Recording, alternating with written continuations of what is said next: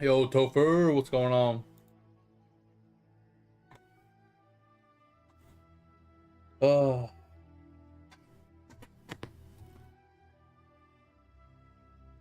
oh my god.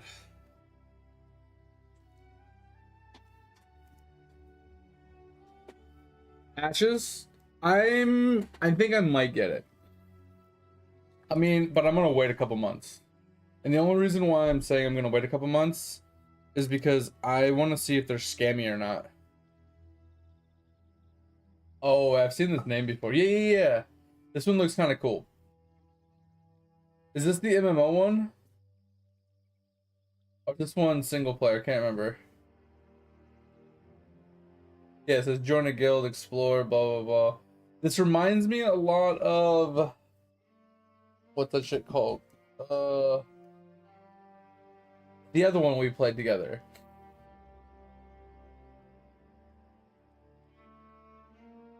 Not Catarum. But yeah, whatever. It reminds me of like one of those ones, right?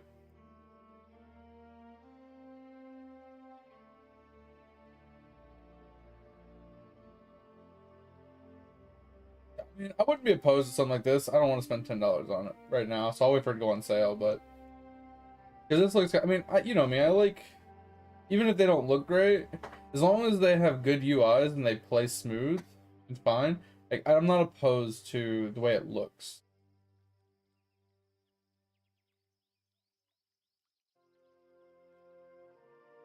But yeah, that one looked kind of cool.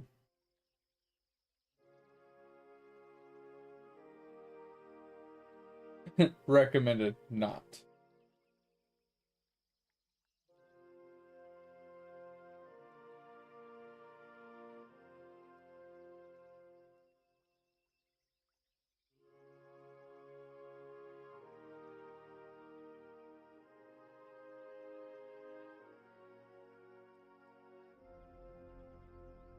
It's a really long post. I'm not gonna read this whole thing. Can you give me the synopsis?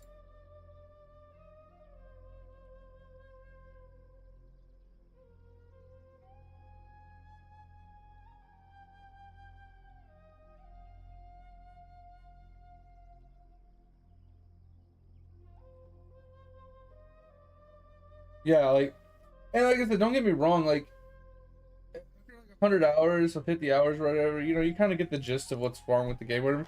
But you gotta also imagine, like, it's a small game, right? It's not a big company. It's not a big game. Like, I don't even know who I don't know who Pixel Games is.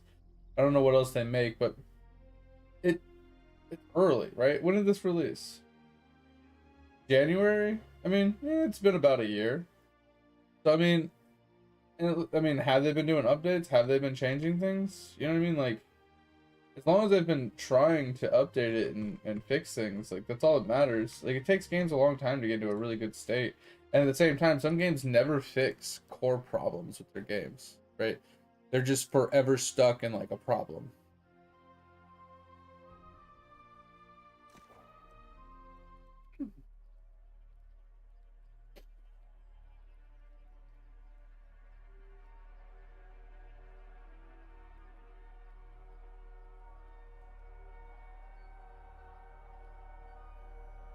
I mean, I could get that. Makes sense. I mean, a lot of games, like, you can multi-box, right? Like, it's not. I feel like that's not like a make or break for me, right? Especially in like a smaller game where there's not a lot of people. Like, trying to find people to group up to do like harder content or something can be hard in a small game, right? About what you said, a lot of things. Oh, Dragon Wilds, yeah, I haven't looked at it yet.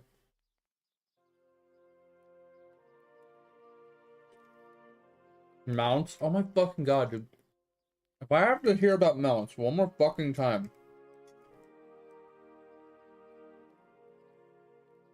swear to God, people and their fucking mounts.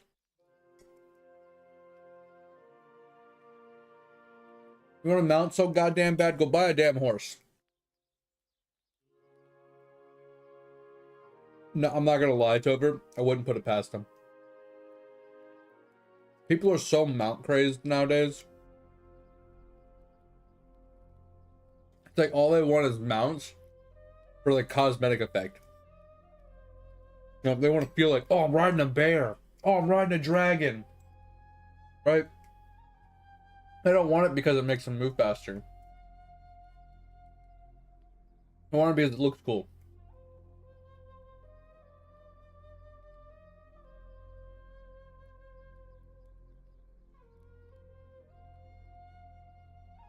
I mean, the map was already relatively big, and if they add more zones and it gets bigger, it makes sense. But they had teleporters that you could make. So here's the thing. If you're so dumb that you can't spread your teleporters out somewhat evenly or into key locations, and you need mounts to get places, you're just a bad planner.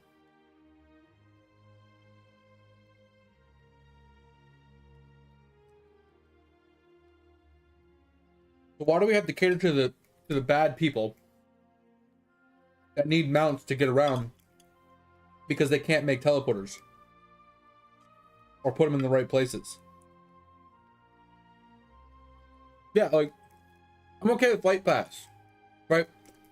I'm okay with things that, like, maybe not instant transmission, right? But things that bring you to key locations around the map, to, like, you know, just like fast travels in New World.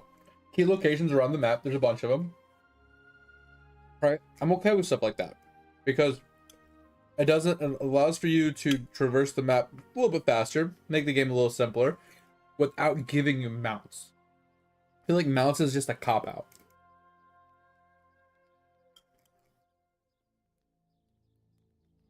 Like, I don't know any other way to get these guys better access to the map, so let's just give them a mount. Like, that's just what I feel like the answer comes down to.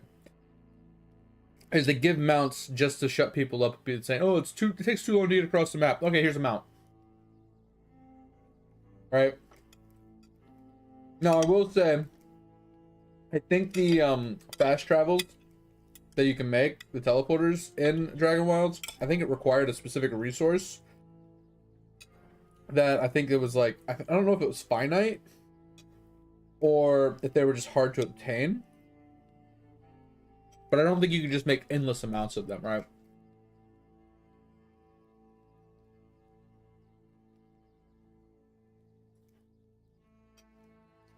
So I feel like having a system in place where, because it's RuneScape, right? You gotta keep in the RuneScape theme in the universe, right? That crafting the teleporters and the buildings and stuff should be tied to your crafting level, right? Or no, sorry, your construction level, right?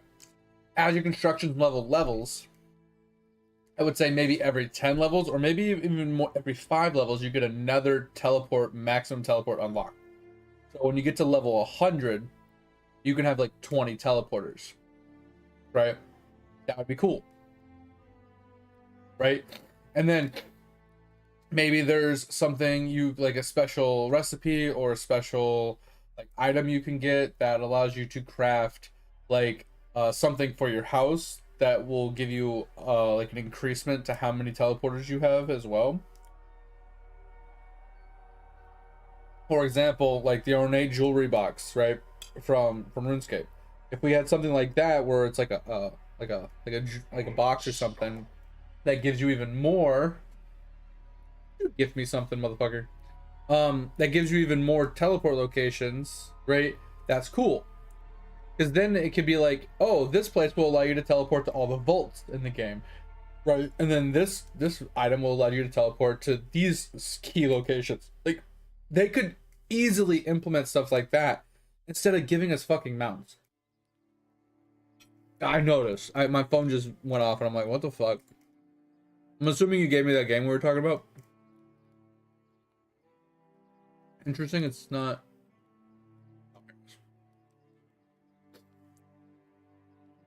Oh, let's go. All right, I don't know when we're gonna play it. So I don't think. Should we do? Let's see here. So in theory, we could do, I don't know if you work. We could do it this weekend. January 2nd, 3rd, and 4th. That could be community night. I want to get back into community night. I just got out of it when I got sick. And I kind of haven't jumped back into it yet.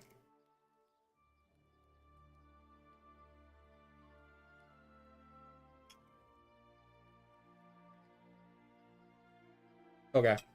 I mean, we could do it Monday, Tuesday, but that's like right around New Year's. All right.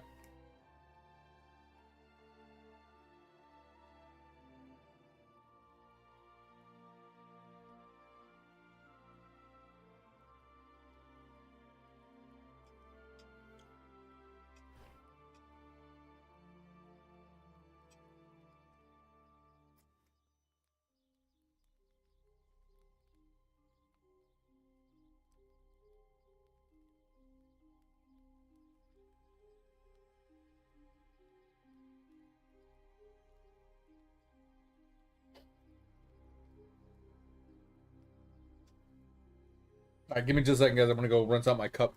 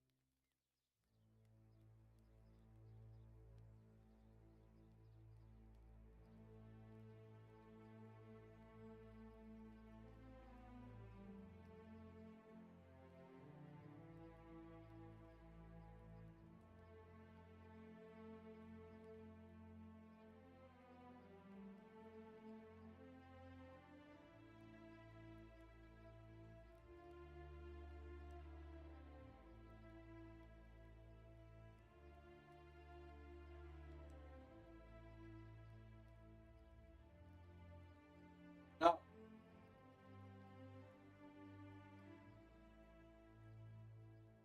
right, I'm back. Ugh.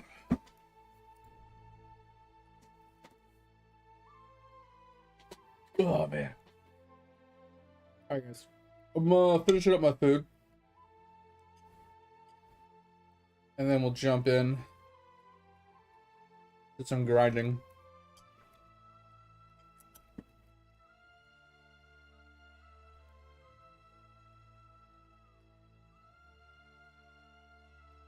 Now we're almost done. I don't know what we're gonna do tonight. We do have a bunch of quests to still finish up. If it's just me, I think we'll just work on quests and leveling up our weapons. So at some point, I need to sit down and figure out what perks I need, and try and get a set together so I can actually increase my damage output. But I haven't been worrying about that until I finish leveling up all my weapons. But I really should maybe at least get a set together for the bow, because that's what I'm leveling all my weapons with.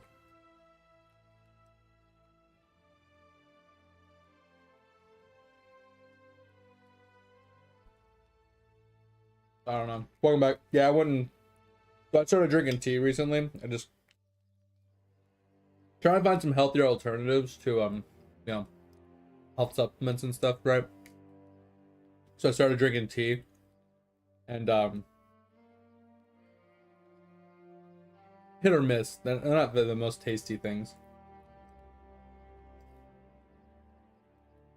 And for others, what the fuck? So we could also do it on Monday and Tuesday, 29th, 30th. I don't know if that works for you, because I know don't we normally work Monday through Wednesday?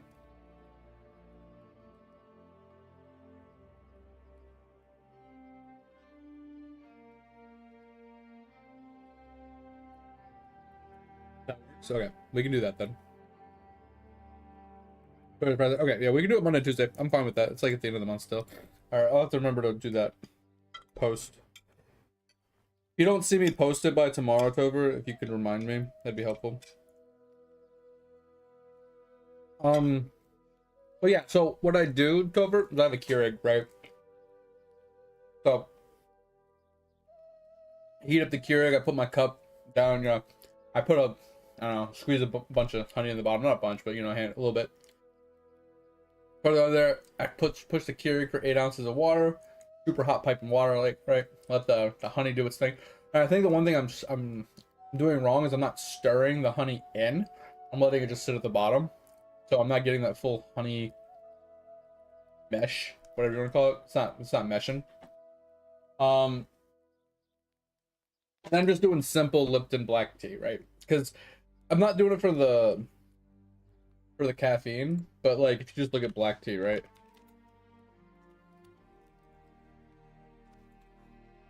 So according to Google, obviously this is AI. I mean, other sites do tell you the same thing, but basically it helps with lowering blood pressure, which I already have a problem with, and cholesterol, right?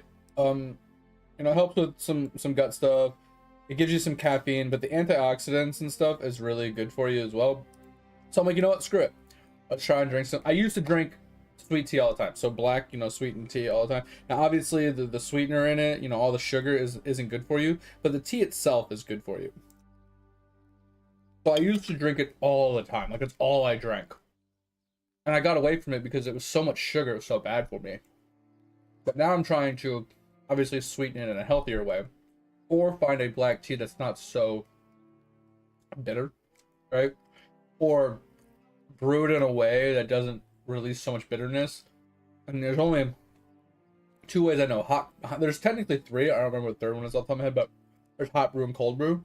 I don't want to do the cold brew because, according to Google, there's only a few ways to cold brew, and the only reliable way I could do it right now is the slow method, which is like, hey, put a tea bag in a jar and put it in the fridge for 8 hours. I'm like, bro, I don't want to wait 8 hours to drink tea. So I was looking at that one, guys, because we can get to that Target. It's like $20, bro. It's a little expensive. Yeah, and that's so I did get some regular green tea as well, Kaz. I was gonna try some green tea because it has similar benefits to the black tea. But I don't know. I'm struggling to, because most teas are a little bitter, and I think most of the bitterness comes in because I'm hot, you know, brewing it. I have the Keurig hot water, and it pulls more bitterness out, especially the longer you let it sit in the hot water. So I'm trying to find a way of brewing it that makes it not so bitter. And cold brew is the way, but I don't want to wait 6 hours for cold brew. Right? It's like I have to do it before I go to bed. So when I wake up, I have tea to drink. Right? Is it? Hold on, let's look. Peso green tea Target. Oh, okay. Yeah, I see 429. Yeah, like right here. I don't know what I was looking at then. It was something specific I was looking at. Oh, I think it was the dragon something green tea. But there's specific different kinds, right? Because this is the peachy one I think you're talking about. Peachy green tea. See, this is like, so I was trying to stick with just plain green tea before I branched into the blended versions because I don't like ginger. I tried ginger tea when I was sick. I fucking hated it. But like a peachy one, I think that wouldn't be too bad. It would give it a nice little flavor, you know, a little kick. That doesn't look too bad. But yeah, like that's the thing. Is like teas, there's thousands of different versions, brands, you know, different tea leaves from different locations that grow in different conditions. Like there's so many. Dandelion tea, no. So I'm not trying to drink tea just to drink tea. I'm trying to drink specific things that have specific health benefits, right? Things to you know, basically combat my hypertension, my high cholesterol and stuff like that. I'm not saying they don't. I'm saying I haven't looked into it. I just looked into tea because I know tea does have health benefits. But yes, I'm putting like a spoonful of honey in my tea to try and help it out. But I need to try a cold brew version, because what I'm thinking is what I could do is I could just get like a relatively big like, I wouldn't say jug, but you know what I mean, like the traditional jug. Put a couple tea bags in it, a bunch of water, let it sit in the fridge, you know, and then just drink it until it's gone, right? Have like 1 or 2 glasses a day from the cold brew that just sits in the fridge. That way I have to do it like every, like once a week. I could just make a batch and not worry about it.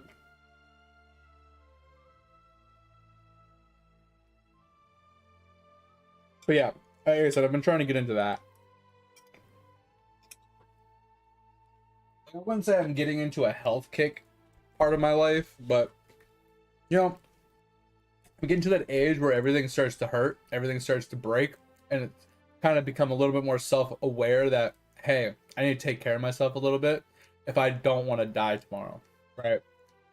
So I'm just trying to do small little changes to my life that don't make a big difference in my overall life, that I don't hate.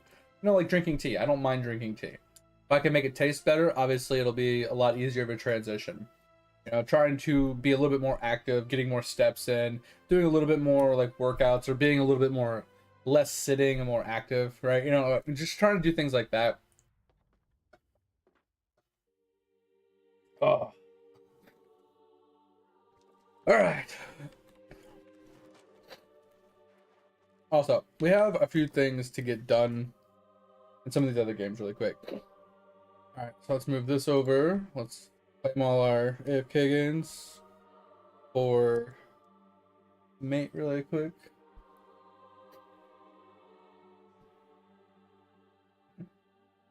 But what up, Kaz? Welcome in, man. Appreciate you stopping on in. How's life? How's things going? Hopefully life's not too crazy for you lately.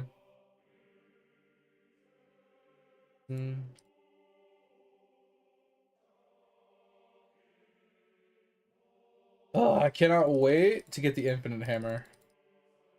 This whole waiting for stuff is for the fucking birds, bro. Llama, maybe a month ago, a couple weeks ago. I really stopped by the stream one night. I think you were here. Um, but Chris, yeah, I saw him within the last month as well. He stopped in and said hi.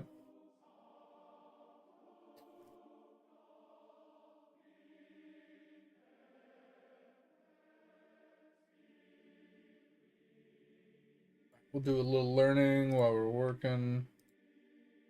And then we'll hit up the limbo.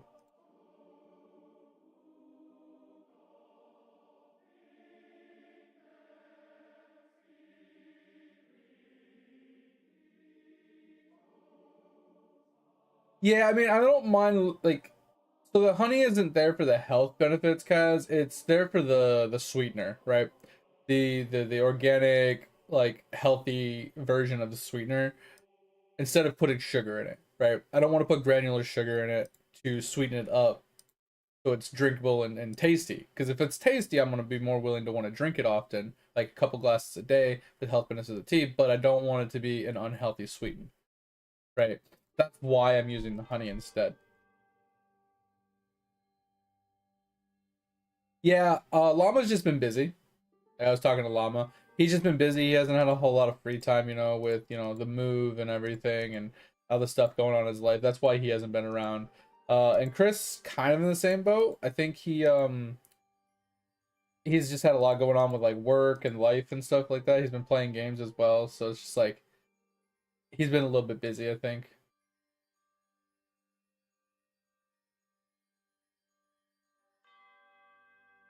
Yeah, Kaz, I'm in the same boat as you, man. It's just like it's not about it being health benefit from the honey, because honey is really good for you. It's literally just giving myself that little extra oomph of sweetness to combat that I don't even know what I would call it. It's not like a bitterness. It's like a dryness. It's like a flavor dryness. It's like it's almost like drinking dirty water that just like has zero flavor. Like that's what I feel like I'm drinking when I'm drinking some of these teas. It's hard to explain. Um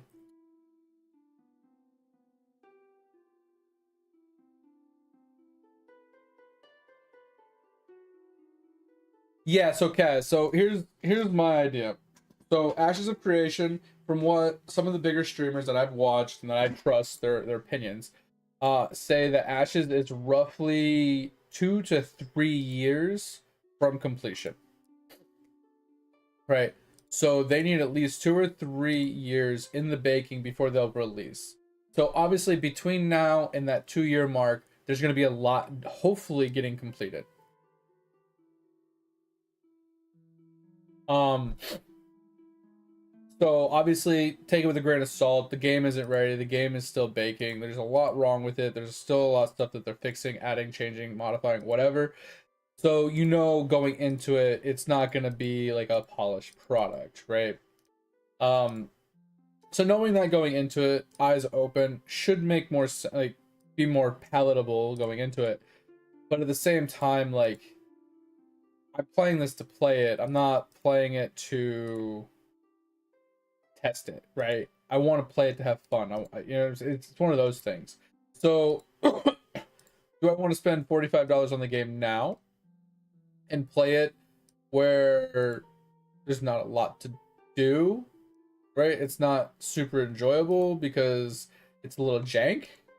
Or do I just want to wait, and once everything's kind of like the quality of life are in place, there's more, stuff to do, more polished, well-rounded, whatever, like, wouldn't that just make more sense? So the thing that I'm worried about with Ashes of Creation isn't so much the game, it's the company.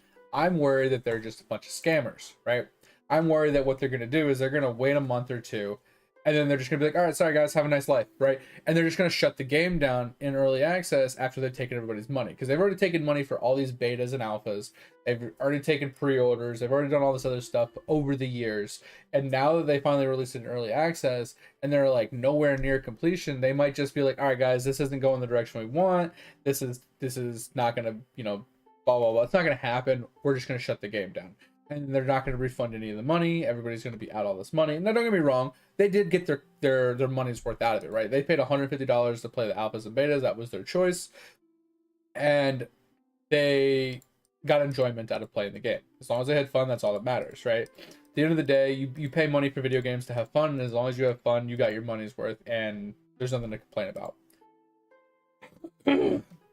But if I'm buying a game to play a game, expecting it to go to release, and then you close the doors for no real good reason, I'm just calling you a scam, right? And I've been feeling that scammy feeling for them for years. That's why I'm holding off on playing the game until I feel like that subsides a little bit, or I see some growth in a way that makes me feel like it's worth jumping into it, right? So my idea is I want to wait probably at least 3 to 6 months and then see how it's doing, see where the game's at, see if it still gives me that scummy vibes, and then take it from there. That's kind of where I'm at with it. What up, Nico? Sorry, I have to catch up on chat. What up, mate?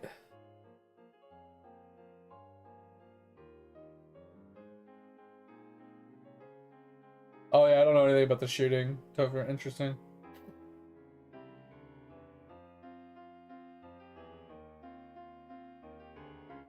Got work, about to drive home. Okay, well, don't watch, stream, and drive. You can listen, but I wouldn't text, right? Obviously.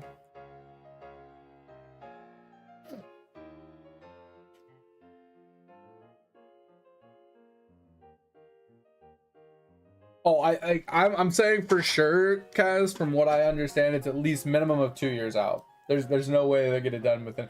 Because this is the problem I see with Ashes is it's not that it's an insane game, but they have extremely high aspirations for what they're trying to get done, and the systems that they're trying to impose on all the zones and Because the thing is, like, they have, let's say they have a massive map, right? Let's say there's 30 zones. I don't know exactly how many there are. I haven't looked that much into it. Let's say there's 30 zones. They're trying to work on 30 different zones simultaneously while working on the core systems of the game for all 30 of the zones simultaneously. So instead of pinpoint focusing on specific key aspects, like hyper focusing on the core systems and implementing it into one zone at a time and giving us one zone at a time, right? Like, why don't we drill down on the main city and work on the main city, and then give us like every like once a month, give us a different zone that you've spent a whole month developing, working on, editing, changing, modifying, getting the systems properly working in, and just release a different zone every month. And no one will be mad. Like, yes, people will be mad at the beginning because there's not a lot of content, there's not a lot of zones, there's not a lot to do. But as you give us more zones, as you give us more dungeons and raids and areas to do things in, and the game feels better, it just, you're not playing this jank ass game that the systems just don't even work, right? For example, you can't even cancel your spellcasts unless you dodge roll. You literally can't hit escape to cancel your casts. You just have to let them finish. It's really stupid.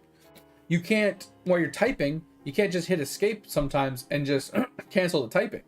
Right? If you accidentally hit enter and you're in the typing interface, you can't just hit exit or cancel to get rid of it.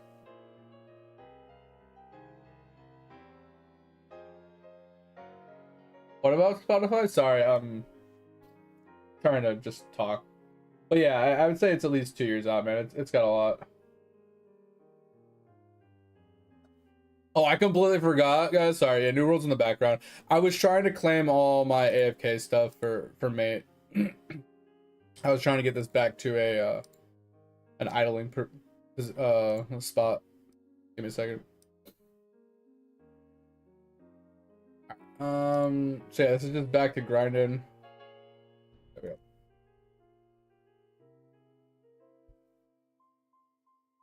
But what's going on, Nico? How you been, man? Appreciate you. Yeah, that's what I was saying, Kaz. Like, they have the core, like the basics of it, but they haven't polished the basics. Like, I saw something, like, people were complaining about the caravans last night. The caravans weren't working as intended or properly. It's just the quality of life. So like being able to hit the escape key to like close out of like chat windows, or to cancel your casts, and like little things like that. I don't remember who it was that I was watching the other night. I think it was, what's that guy's name? Yeah, I don't remember his name. He's part of the OTK club, at Eastman or Esman or Estiman or Estable or whatever. I don't know. It's the heavier set dude with the long black curly hair. I don't remember his name. But I was watching him the other night, and he was going over like problems with the game that he's seen, that he doesn't like, that he wants to. Yeah, S-Fan, that guy. I know it's started with an E. I mean, he's not fat, I don't think. I don't really know, but he's not a super skinny dude either, right? Like, I could not think of his name. I know it started with an E.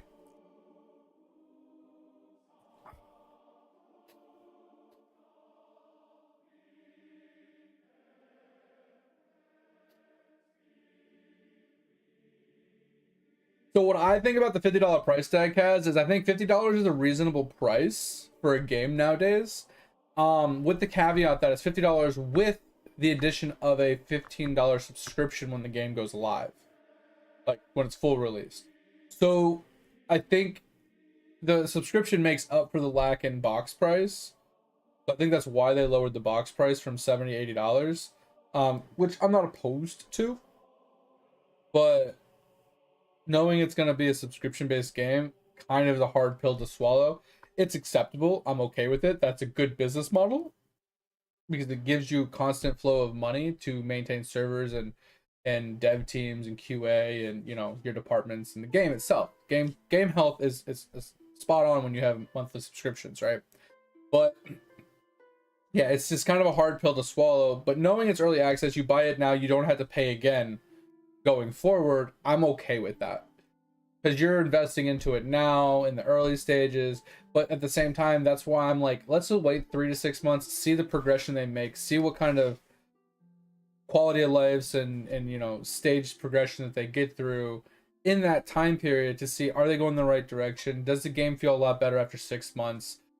Are they looking like a scam company still? Like things like that. Like, are these check boxes getting checked off? And if they are, then it's more likely that I will actually invest into it. Then buy the game, give it a shot for a while, and then decide, hey, is this game worth buying it with a subscription? You know, is it worth spending a subscription on this game to continue playing it?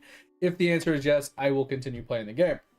The problem I have with it is a subscription based game is hard for me to justify with how much I change games, because once I change a game, I don't touch the other game for a while, sometimes up to over a year, right? So I don't want to buy a year subscription, play it for 2 or 3 weeks to a month, get sidetracked with another game, and not come back to it, and you know I've wasted all that money. So in order for me to justify playing a game like that, I'd have to be heavily invested into it and really enjoying it. So I'd have to be maining that game at least 2 or 3 days a week, at least on stream, for it to justify it. And at that point, even if I bought a year subscription, because there's no way I'd go month to month for $15. Usually a year subscription, you save some money because they lower the overall price. So instead of spending $180 a year, let's say I did play all 12 months. That's $180. Okay, that's a little much. Now, if I bought the year, maybe it'd be $120 a month, for the year. That's a little cheaper, but if I didn't play like for 6 months, I've spent more money doing that than I would have if I would have just bought it outright, right? I don't know. It's one of those things, right? So I don't know, I'm not opposed to it. I'm just kind of on the fence about it.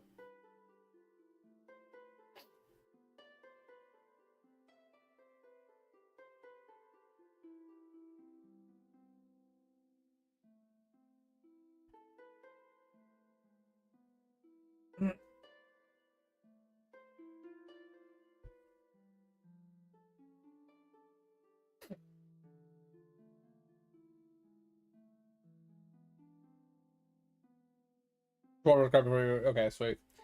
What do you mean it's just one dude funding it, Topher?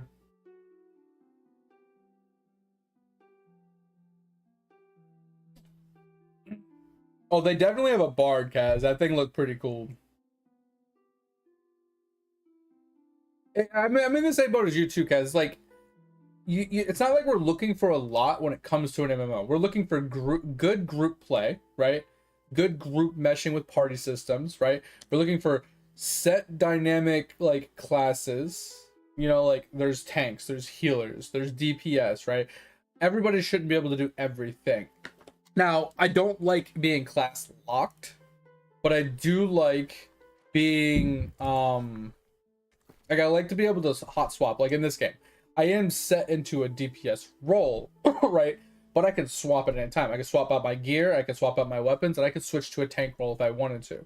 I like the ability to be able to swap. I don't like being locked into a class, but I like having the classes having a set identity. It's a DPS, a tank, or a healer. Hold on.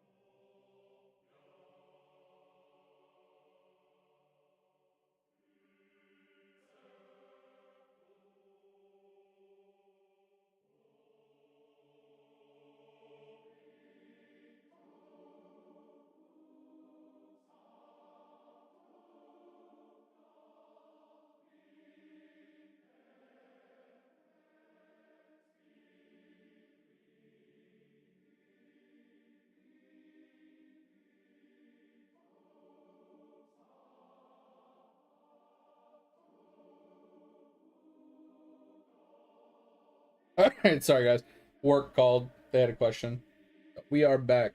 Oh yeah, sorry. I'm trying to catch up on chat, but you guys are talking so much, and I'm talking so much. It's hard to catch up.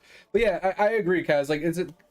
All we want is consistent stuff to do, right? We want there to be consistent PvP where there's always something PvP wise to do. We always want there to be PvE growth, right? Where there's progression to the PvE, where you're upgrading your gear constantly, like, you know, kind of like mythic pluses, right? Where you're constantly trying to boost your gear a little bit higher, trying to push those limits further and further. Like, we want stuff like that.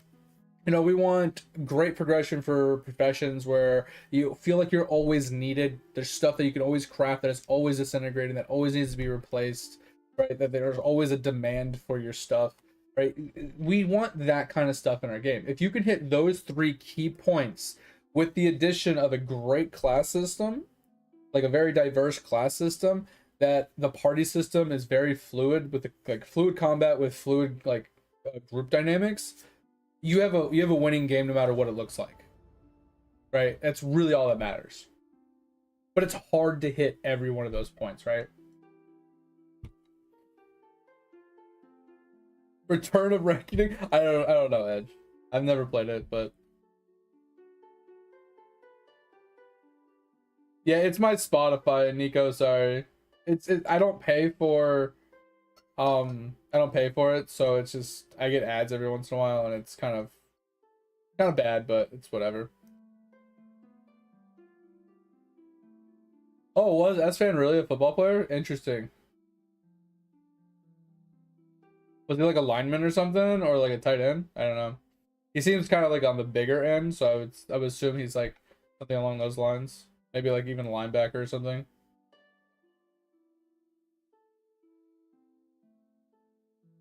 If buying a game isn't owning it, then stealing isn't a crime. Oh god, that's funny. I mean, I do agree though. Like, if I spend $80 on a game, I should have that game for life, right? Because remember back in the day when you would buy a game, you'd buy the CD. You would own that CD for life, right? You own that CD. Now, not to say that you could play the game for life, because if it was a live service game, if they turn the live service off, you could no longer play the game unless you've had some sort of workaround, but you at least owned the game, right? And that is one of the things that, like, I don't know much about the initiative, but supposedly that Killing Games initiative is supposed to try to prevent game companies from killing games outright so you can keep your games, right? But that's, I kind of think that's a good thing for gamers, bad thing for companies. But I think it's necessary. Like, if we're going to be spending money on stuff, then you can't expect us to not want to keep it. Now, with the caveat, if you let us play the game, like, if the game is free to download and install, but in order to play it, you need a monthly membership, that's different. Because you're paying for the access to the servers, right? You're not paying for the game itself, right? They're letting you just launch, they're letting you install the game, but in order to actually play, you have to have a membership. That's different. You're paying for, the access. It's like if you were to play on a private server and you had to pay for the access to the private server. It's the same thought. I feel like that's better. Having a subscription fee to play the game without a box price means that they can shut the game down whenever, and it's not subject to, ownership, right? Because you're not buying it. You're not paying for that box price anymore.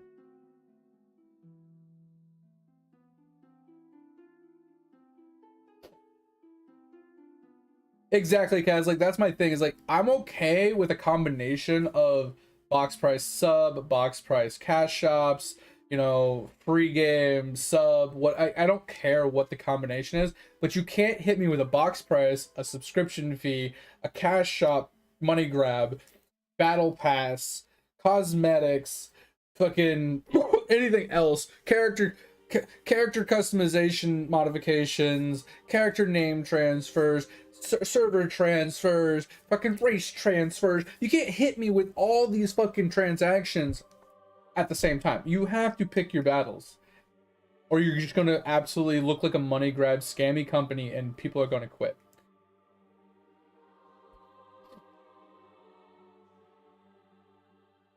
And yeah, Nico, I'm in the same boat. Like, if I'm playing a game, I typically go month to month until I decide this is a main game for me, and then I will buy the 1 year at a time. Even if I don't play it every day, even if I don't play it 6 months out of the year, I'm spending more money past that. If I only play it for 6 months and I don't play it for another 6 months, I'm spending more money in the year subscription than I would have if I would have just bought 6 months. But I can't see into the future, right? I don't know where I'm gonna be at in 6 months. I don't know what game I'm gonna enjoy in 6 months. But it's always available. I don't have to log in, then buy another monthly membership. It's just there. It's just like my RuneScape. I log into it periodically every week or two, a couple weeks. Maybe I'll play it for like a week straight. Then I won't play it for a month. Like it's just so sporadic with me. I'm fine with buying the year subscription because I've been playing it for 20 years and I'm still playing it. I don't play it as much as I used to. I don't constantly, work on it. But officially home, welcome home, welcome home. But it's just one of those things.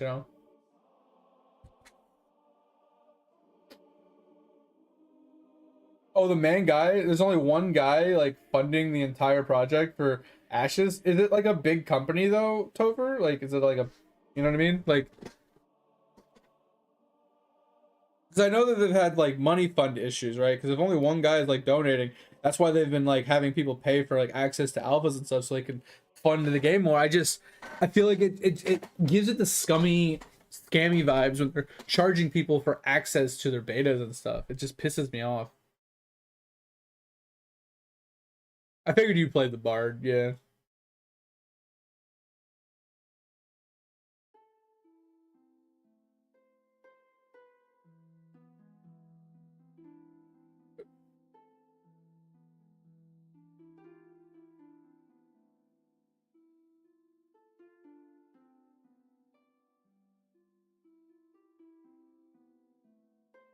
It's going pretty good, mate. We're just chatting about things. We were chatting about tea earlier, now we're chatting about video games. Mostly Ashes, because I do want to try the game. There's some things that I looked up about that game that I think are very interesting. I like the profession system in its core archetype, the way it's set up. I kind of think it's cool.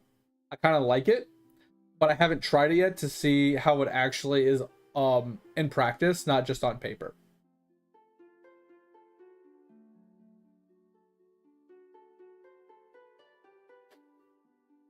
Mag? I don't remember what Mag was.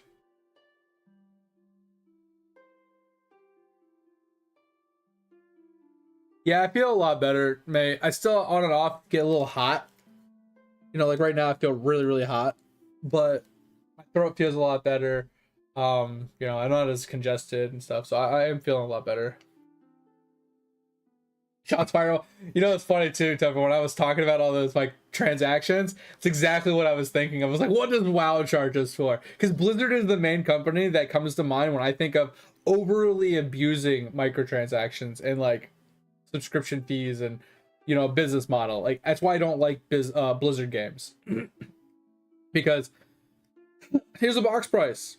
Oh, here's a every year we give you a new expansion you have to pay for. Oh, you also can't play our game without a subscription. Oh, and on top of that, oh, you want a mount? Here's more money. Oh, you want this cosmetic? Here's more money. Oh, you want this pet? Here's more money. Oh, there's a battle pass? There's more money. Oh, you want this cool title? More money. Oh, you don't want to play on that server anymore? Okay, more money. Oh, you want to change what faction you are? More money. Oh, you don't want to be a troll anymore? More money. It's just like, bro, chill out. Chill.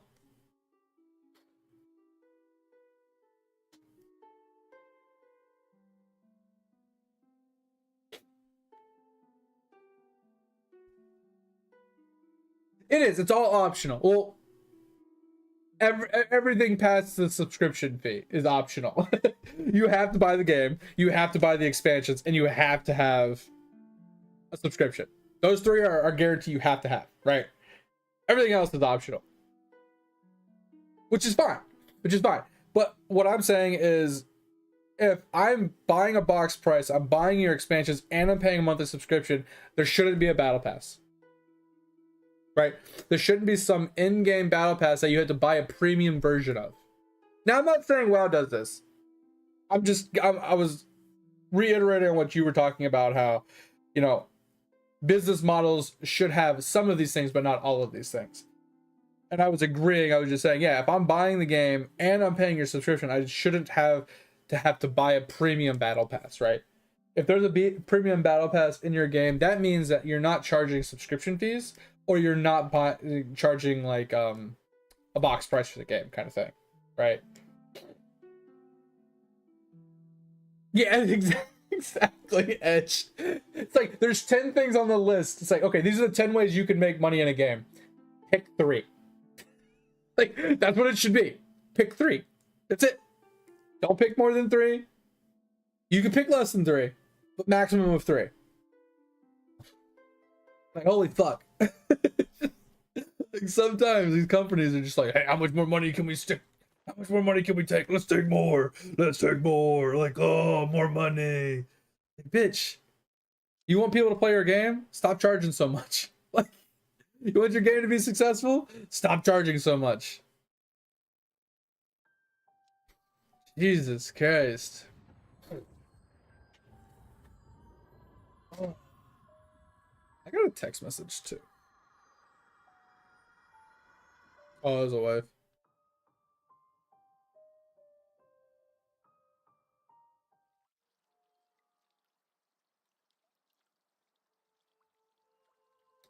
Oh.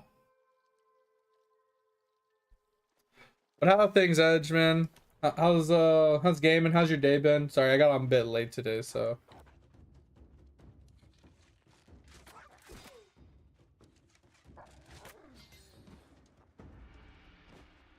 Ugh. Yeah, I was pretty impressed that you actually got up to Onyx and Spelunking. Have you just been grinding World 7 zones? Is that what it is, mate?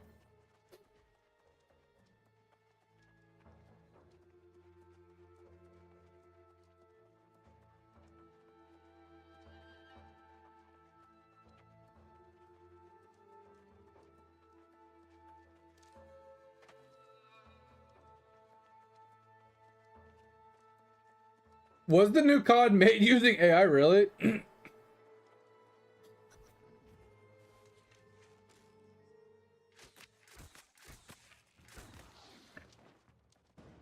That's crazy.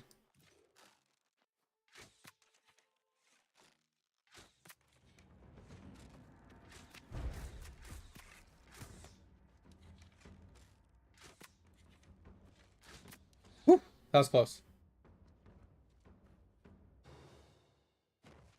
Yeah, that's crazy. I mean, I'm not saying that AI generated games can't be good, right? I'm not saying that there's particularly a problem with using AI to generate aspects of your game. Oh, I'm struggling to hit this guy. He keeps moving and like fucking me up. Because it does simplify a lot of processes, right? It does speed up a lot of issues, right? So I think AI has a place when it comes to crafting and generating certain aspects of games, but it shouldn't be your source and primary thing that does all the work, right?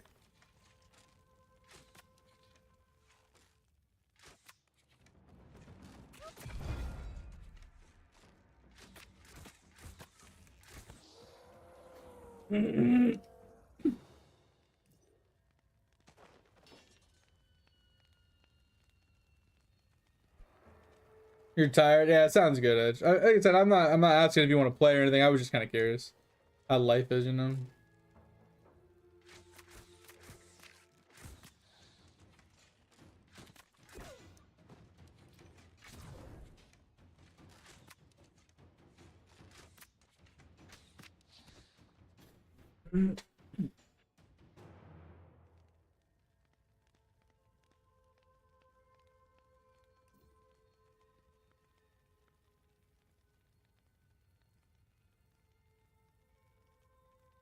Yeah, that's crazy though.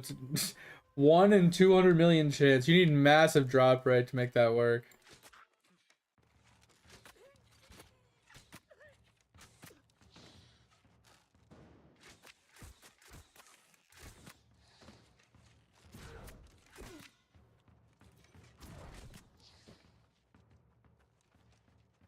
Oh, I gotta go to the bathroom in a second here, guys.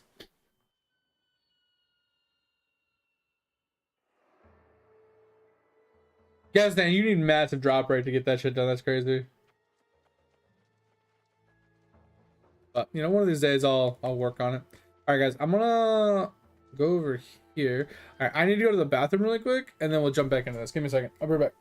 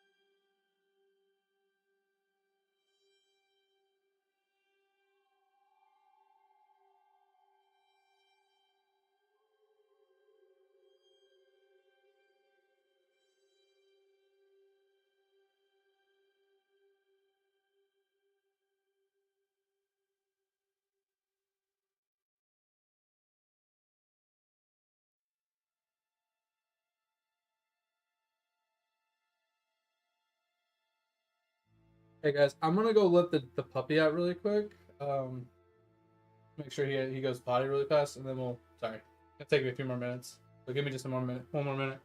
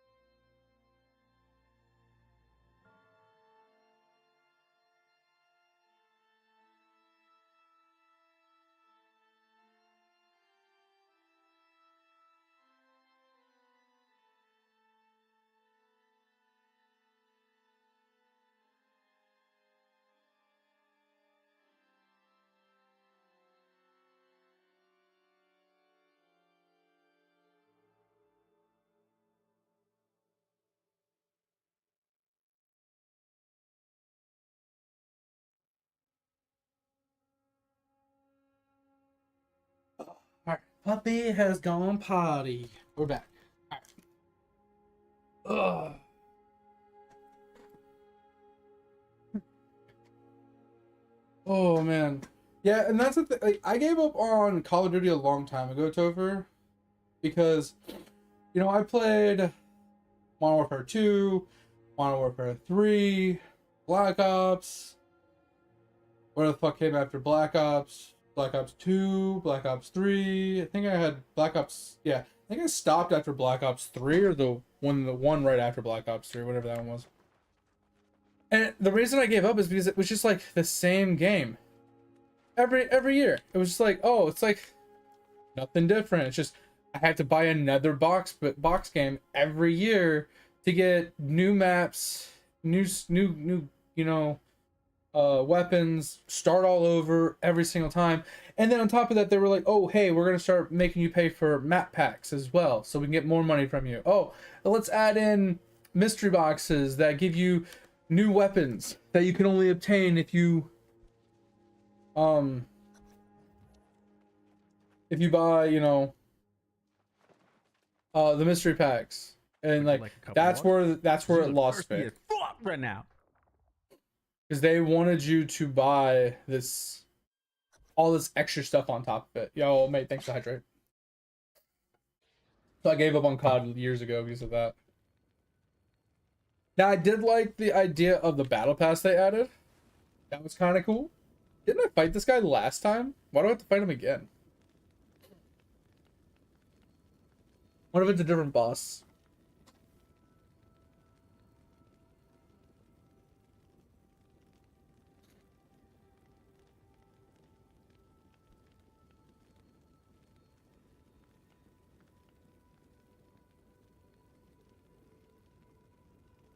Yeah, 5K. That's gonna be rough to Onyx, but worth it, I think.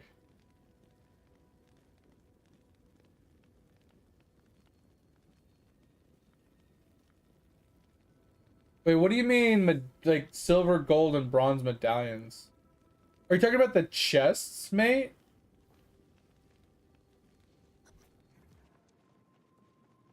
I have no idea what that is.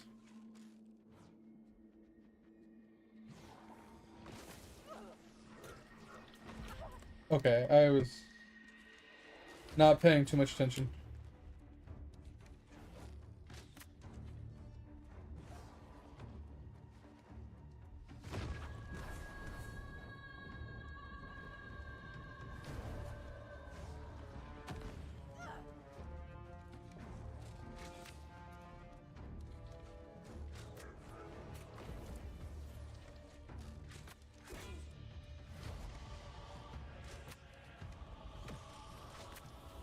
Oh, okay, I was not paying attention.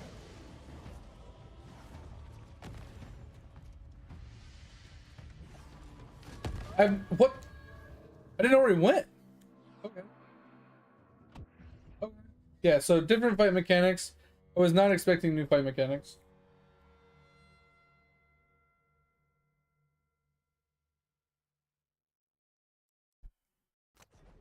I did not know the chests had medallions. Interesting.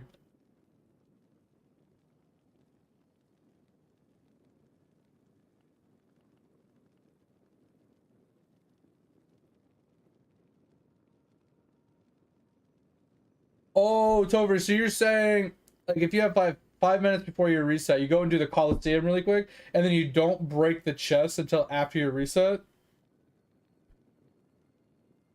Is there a reason for that? Like, why do you have to do it on reset?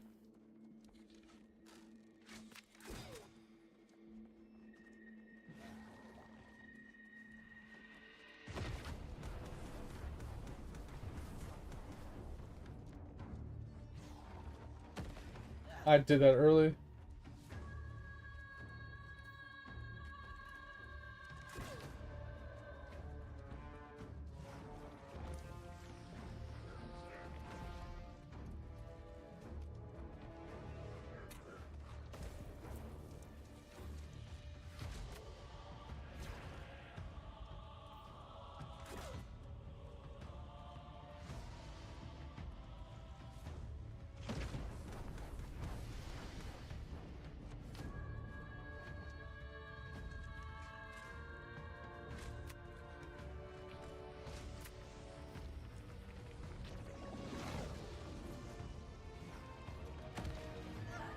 Always do that one early.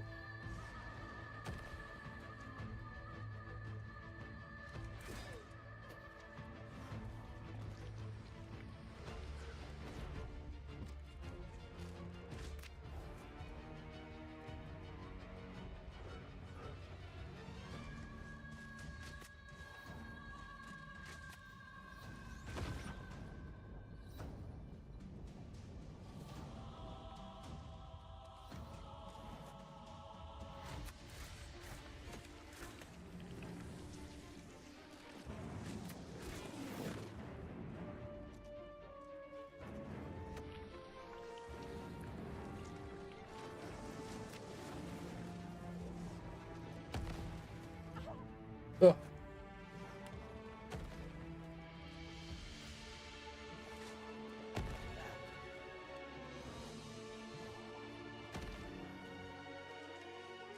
Can we stop jumping? 2 seconds.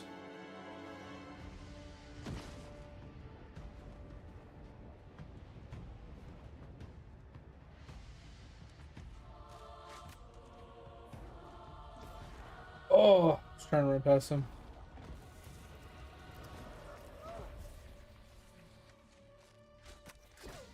Alright.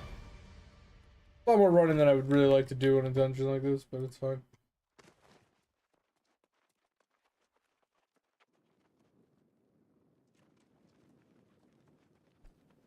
So let me understand this, Topher. Let's say I haven't played on my Windwalker like at all today. But my reset is in like 10 hours. Could I switch over to my Windwalker and go and do Coliseum as my first, like, because the thing is I'm gonna kill all those mobs, so I'm gonna lose the chance at the chest, right? That's what I'm saying, because there'd be all those mobs. Yeah. So okay, so I see what you mean, because it has to be your first couple kills, right? Is there a reason, like, is there a specific reason why it needs to be your first couple kills for it to work? I don't really understand that, because I don't remember the reasoning for it.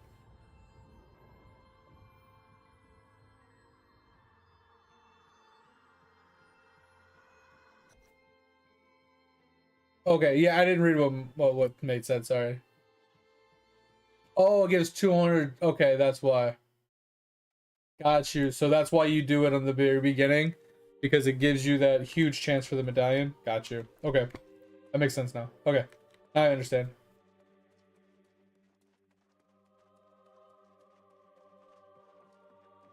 That's something I need to eventually do whenever I get around to actually playing the Windwalker. How the hell do I get out of here? Yeah, check Discord just a minute.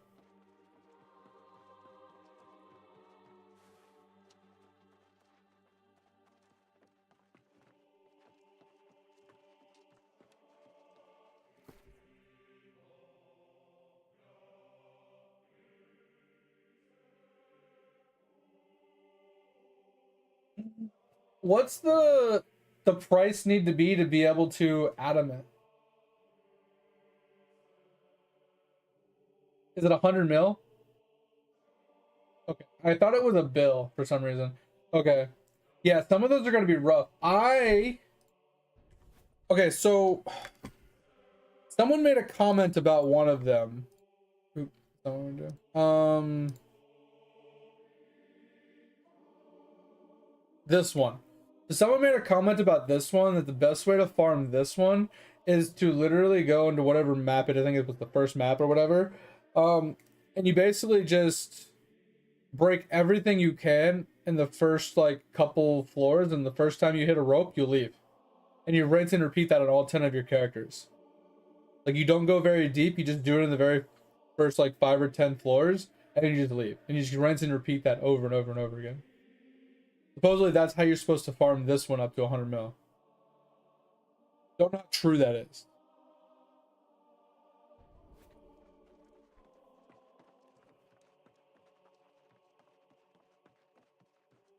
I don't know any other way to do it. That's why I was asking, like, is there another way to do it? That's just what somebody randomly said in my chat. I was like, oh, okay, cool, interesting.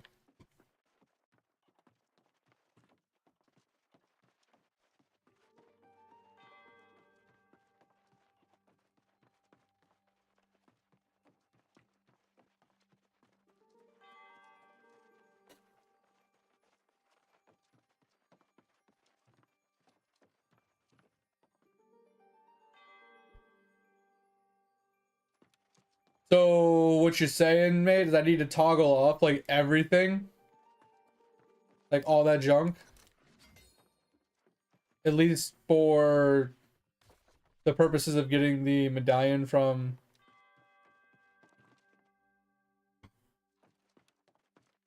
the thingy.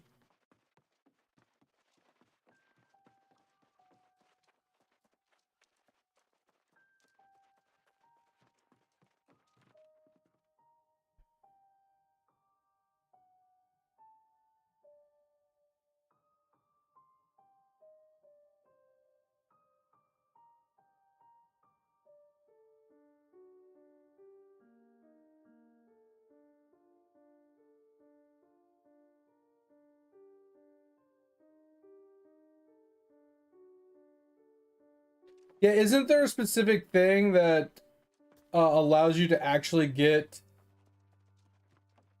um crystals that spawn while in Windwalker form? Like, there's something specific you have to have on.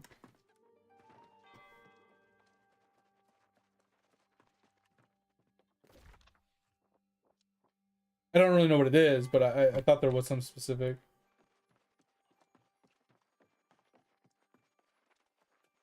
Gotcha, glitter bug. Hmm.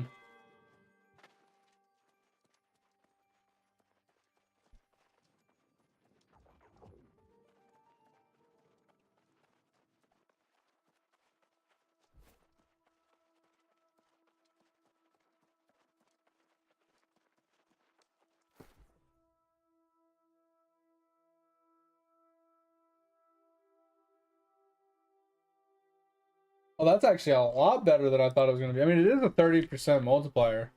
That is, I didn't think about that. That's a huge multiplier though. 30%?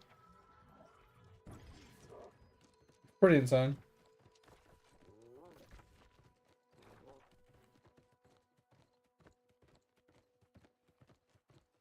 I need to deal with my Eidolon stuff soon too. And we'll do it at the end of the stream like we have been, but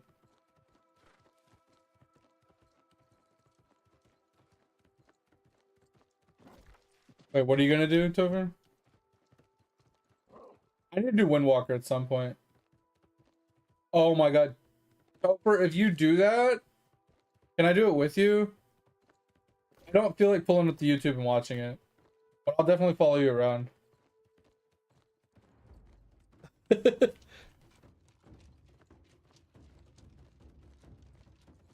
Like, that shit can suck it. But yes, I need to get the. Do you just have to do it on one character, or do you have to do it on all 10 characters?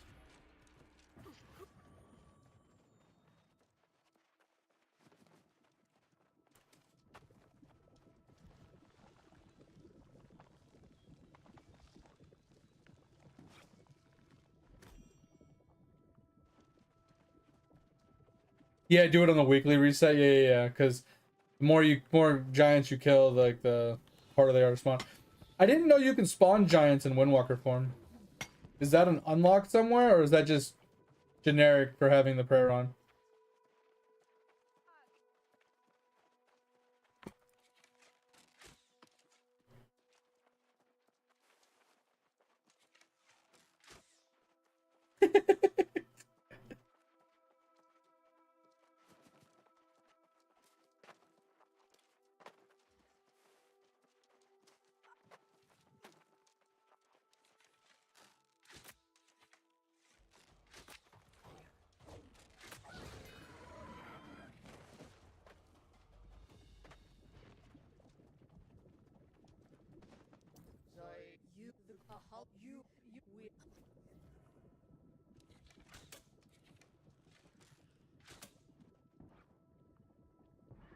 They were destroyed.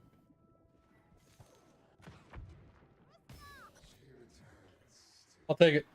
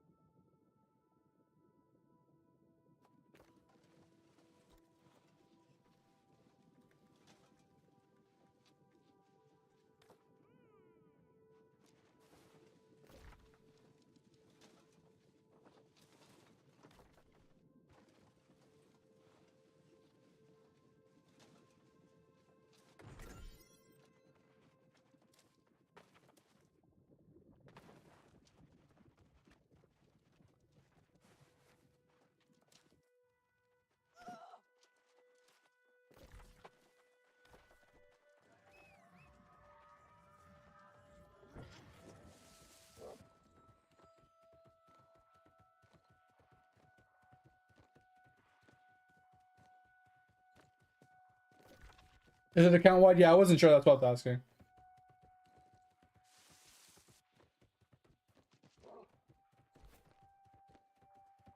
I have the giant prayer. I don't know about. I mean, I probably have glitter bug, but I don't mess with my curses all that much. Um.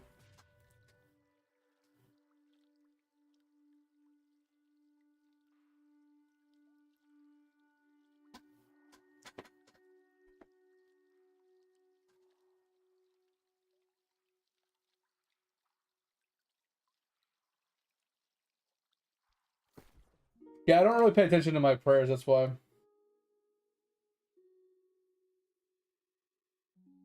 Shy mobs are less likely to spawn. Interesting.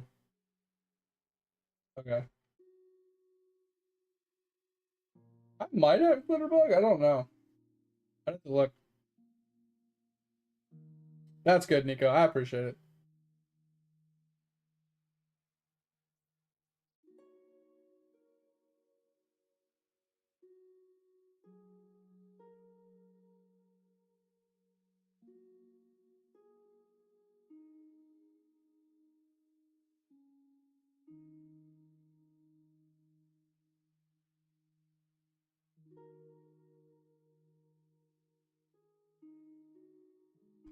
Despite your illiteracy. Hey, so true.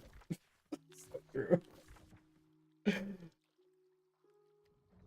Just because someone can't read doesn't mean they're not a good person, you know? Don't judge a book by its cover. Judge it by its pictures.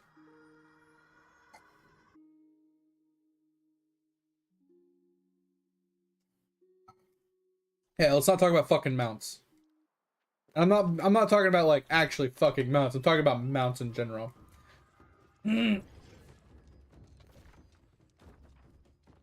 Like, we don't live in Kentucky, alright? We ain't fucking mounts around here. But we don't talk about mounts, alright? Mounts can suck it. Description of the book. No, no, no. The cover, that's the back of the book. Just not the cover. I mean, technically, you know, actually, thinking about that, isn't the back of the book part of the cover? Because doesn't the cover cover the front and the back? Okay, that's what I thought. Okay. Well, yeah, it is the cover. Gotcha. Sorry, I don't read. I don't know these things.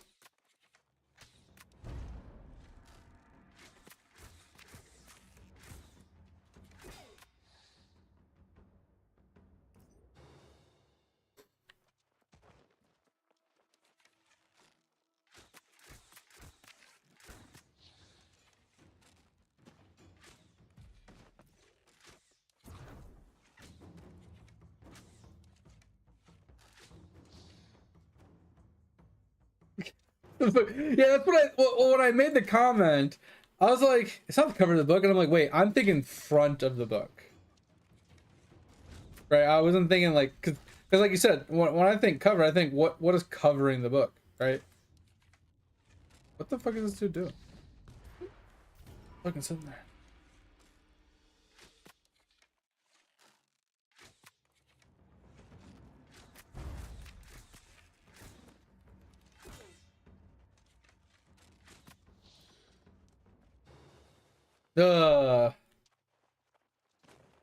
Couldn't say crayons. But crayons taste really good, especially the blue ones and the green ones. Not a big yellow or orange fan though. Did this guy just wave at me? Yo, did anybody else see this NPC that I'm fighting right now wave at me?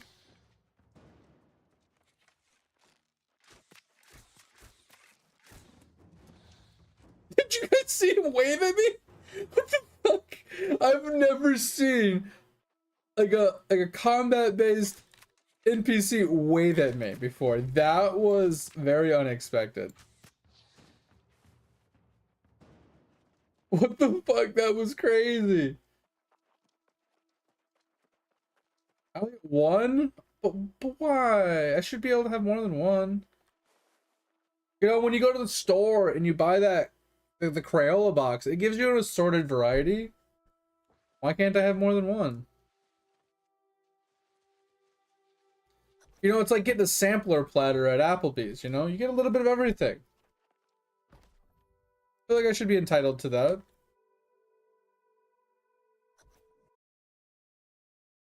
Did you not see it, mate? He straight up waved at me as I was walking up the stairs. He actually waved at me. I was a little mind blown by that. What is the hotkey for emotes? I can never remember.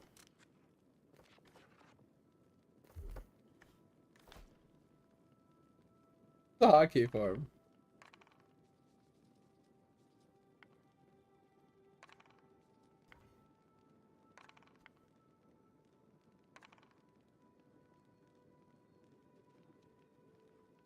What the fuck is the hotkey for these things?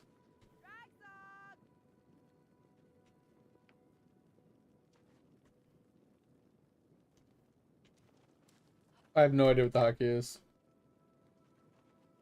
Yeah, but he straight up, hey! I was like, what?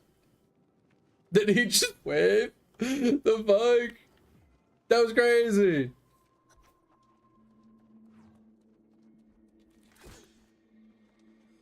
He's got a big fucking hammer. Hammer? Yep, you're hammered all right.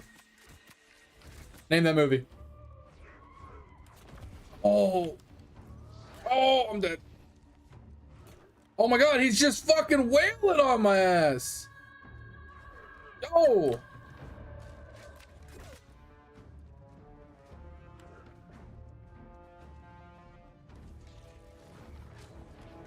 Oh my god. Oh, what? Oh.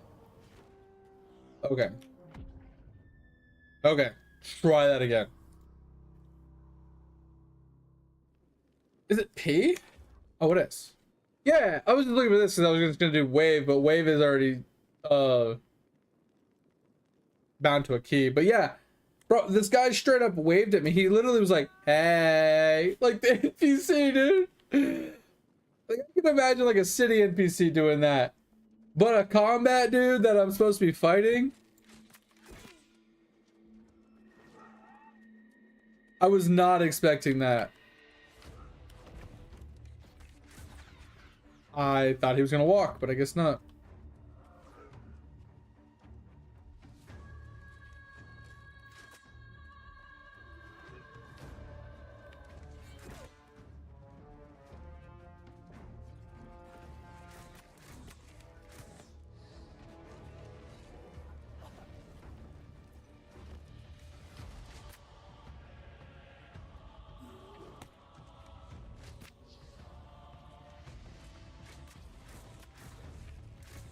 Oh my god. What the? What the? What the? What the? What was that?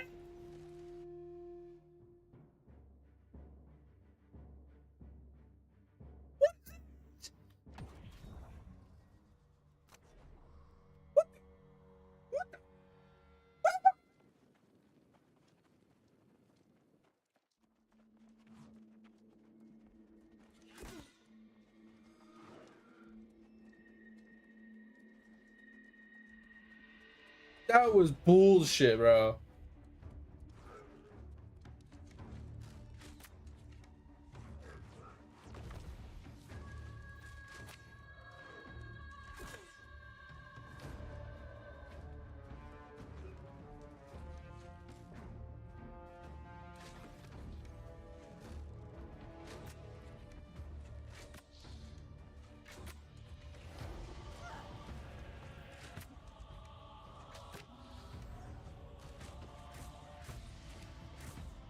What the?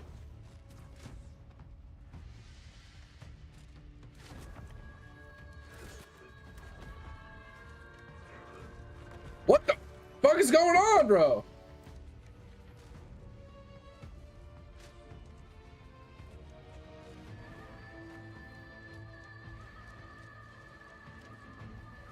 What? Okay, someone Google this for me. What? What? Huh?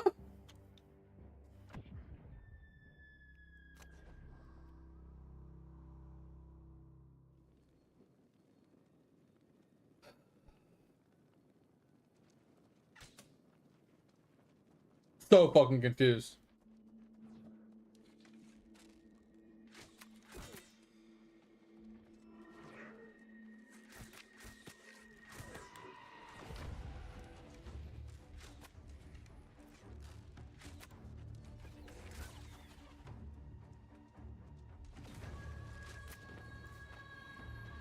I don't, I don't understand.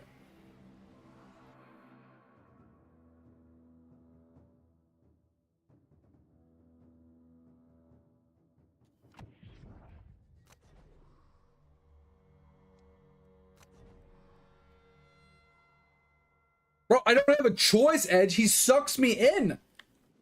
Like, he knocks me on the ground and just, it's a continuous pull until you just eventually are just in the middle.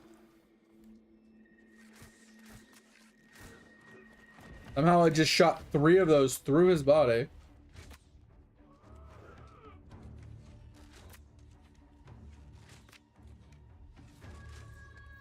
Like, do I have to like lay down? Like, you see what I mean? I wasn't pushing a single button. I don't understand. There has to be a mechanic, but I don't understand what it is.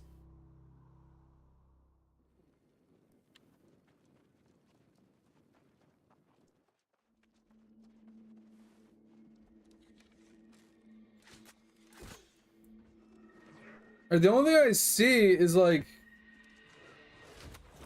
oh my god, can you dodge, please? God, can you dodge, please? The only thing I see is some of them have like big flames and some don't. I thought maybe I had to like hit them out of it. I definitely...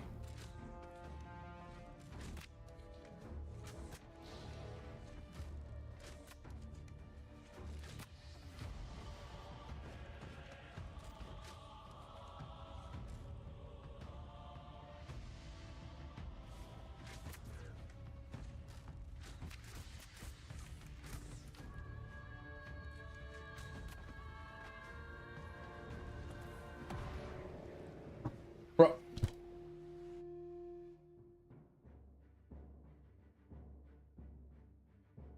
It's impossible, Topher. It's a continuous pull.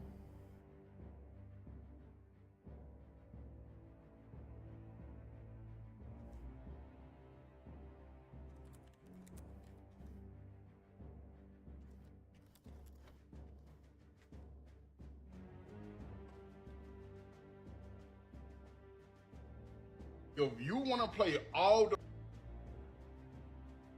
Yo, I saw this commercial the other day. And this new like device, it like plugs into your computer and it has like all the old school emulated games all in this like one thumb drive. Interesting. Don't know how true it is or real it is, but this little like game stick. No idea. Watch a video on this. I don't know, I'm gonna watch this guy do it.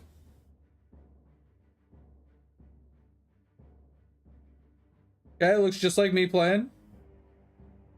Okay, nothing different. Yep, still getting hit by the same stupid stuff I am. Yep. Oh, he actually dodged that. That was sick. Okay, good job. Good job. Good dodge. Good dodge. Okay. Seems like you're doing no damage, but good job. Yeah, he's barely doing anything. Okay, so this guy's gonna go to the middle. Okay. Yeah, you're right. Yeah, you're right. Okay, so I have to stand on the fire. Okay, I thought it was something like that, Edge, but I wasn't sure. And if you notice at the end there, when I saw him run to the middle, I was running, looking for fire. I think I ran right past one.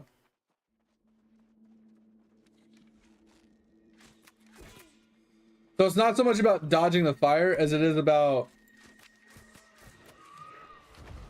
standing in the fire to consume it when he goes up into the air.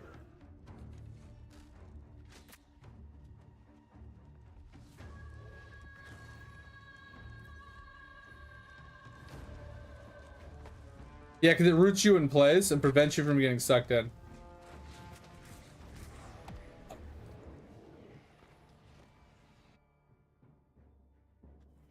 Temp 2.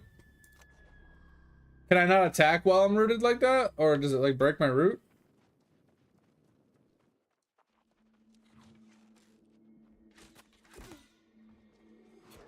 Okay, hit dodge. Cool.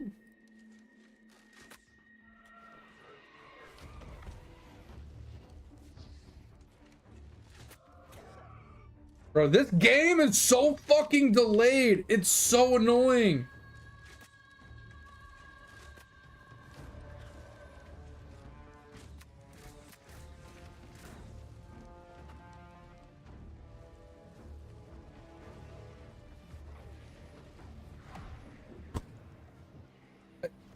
What?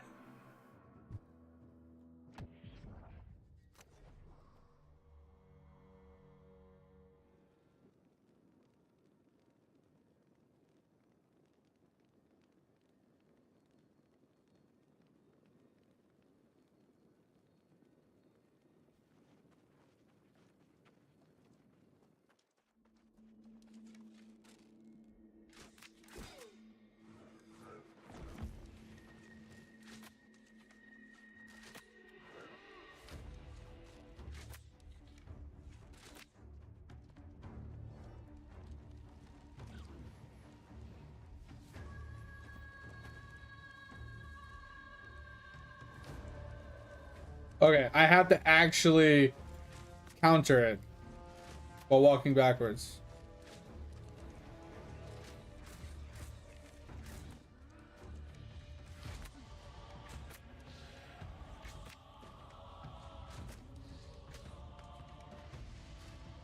All right, at least we know the fight now.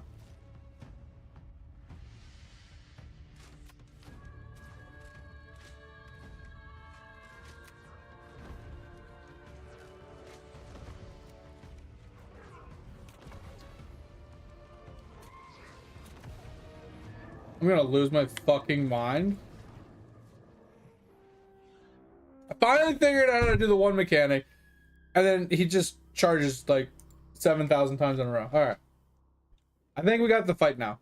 I think we're good now. I think I know what to expect.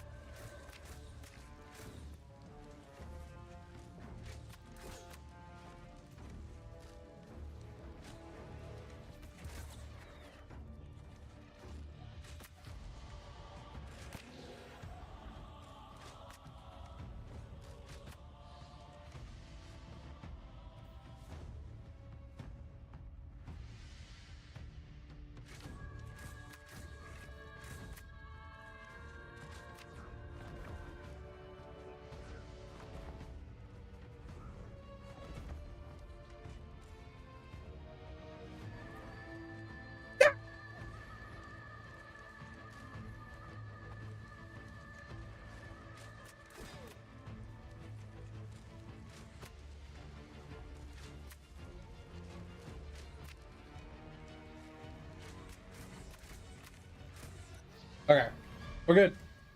Instead of learn the fucking shitty ass fight.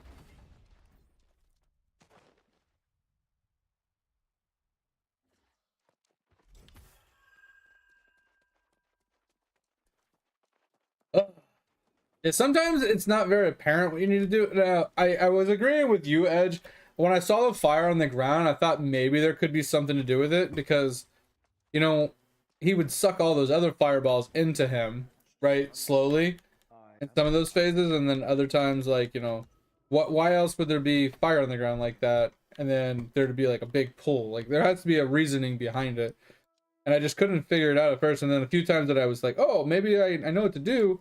I couldn't find the fire, and then I wanted to watch it just so I didn't have to fucking frustrate myself.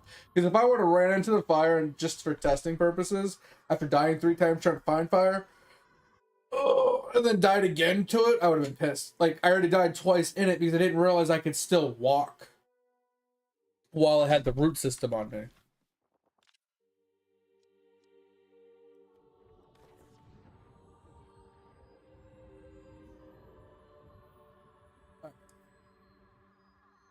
What are your green mush looking like, Tover? Sorry, it's covered up right now on my screen. That 7.6 trillion kills? Insane. Yeah, I'm gonna end up putting my Beastmaster at Gmush once I'm done onyxing the or sorry, getting the Zenith statues done. Not all of them. I'm not gonna Zenith World 7 statues. That'll probably never happen.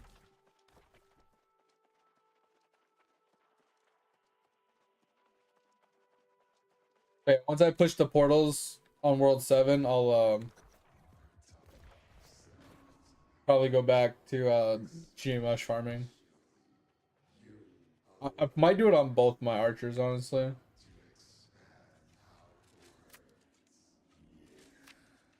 Just so they can progress my forge faster.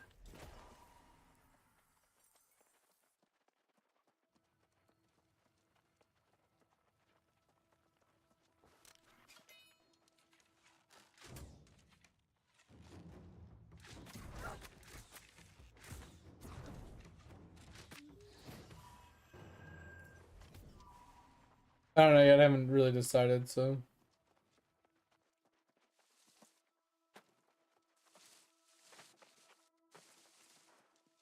Fucking stupid piece of shit, dude.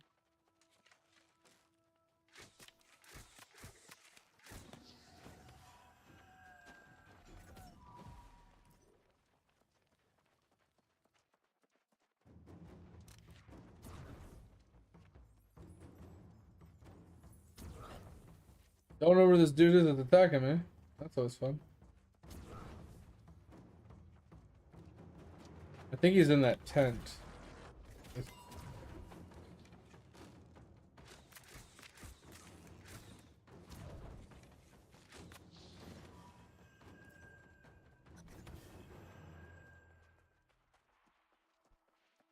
Alright, now we just need 5 of whatever the hell these are.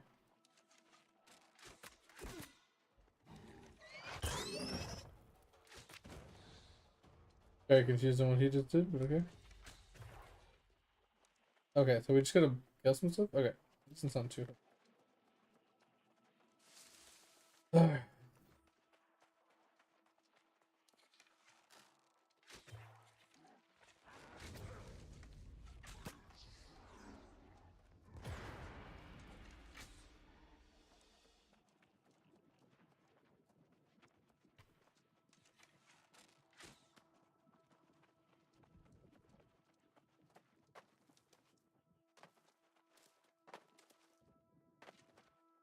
Okay, not going that way.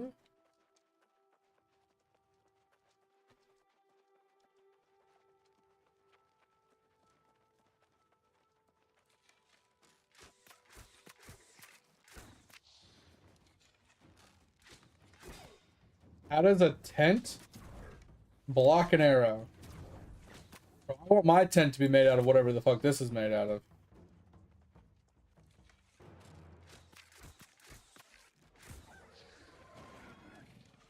Fuck Kevlar, bro.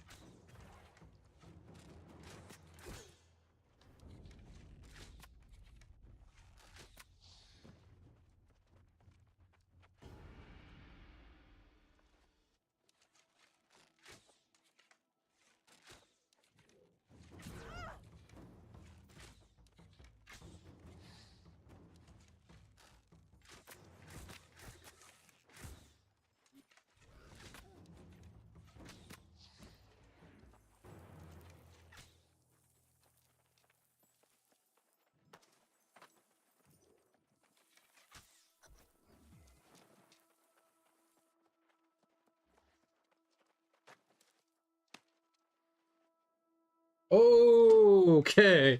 Um.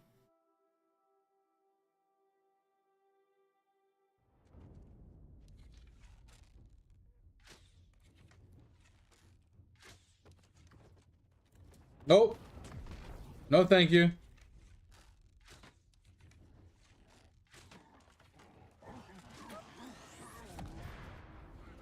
Seriously? Seriously?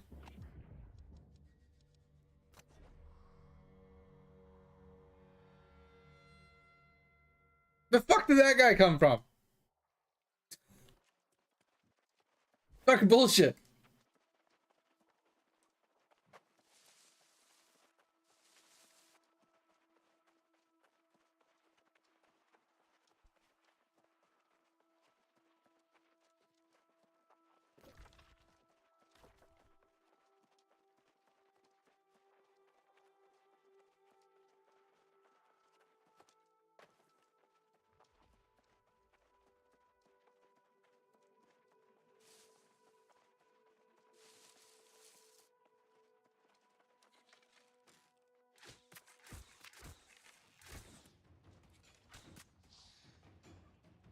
Ugh.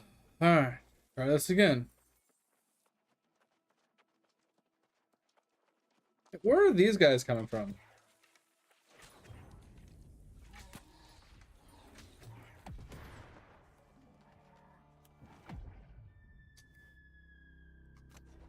Ugh.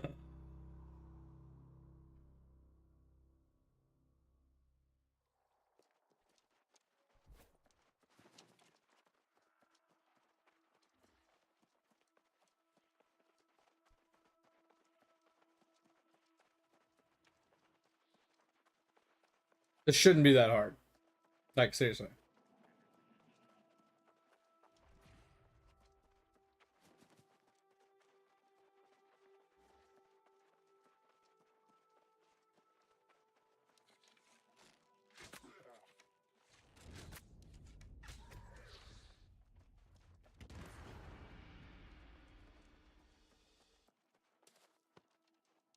Why is there so many dudes up here now?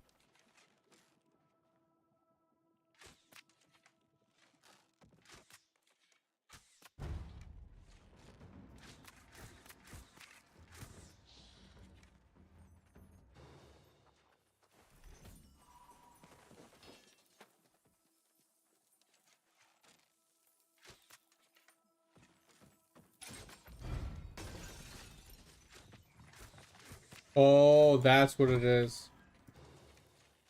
That's what happened.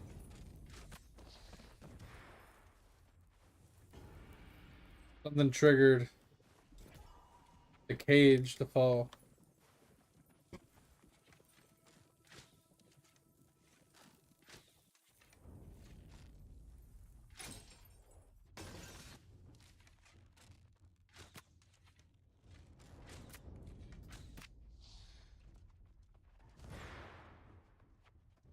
The question is, though, how do I get up there?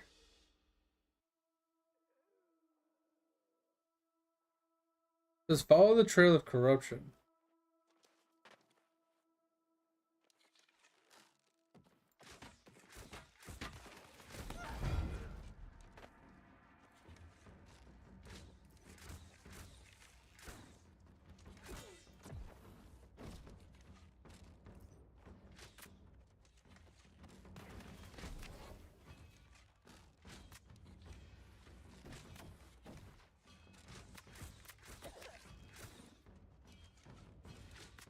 Alright, one guy's dead at least. Should be able to kill one of these shielders next.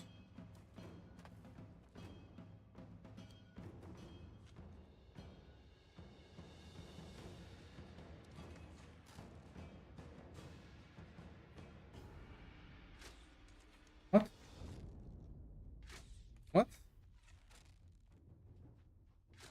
What the?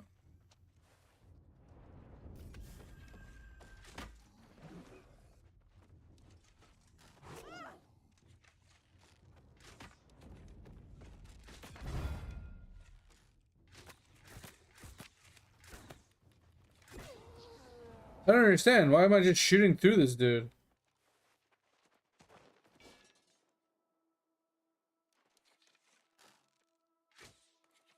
What in the actual... Whatever.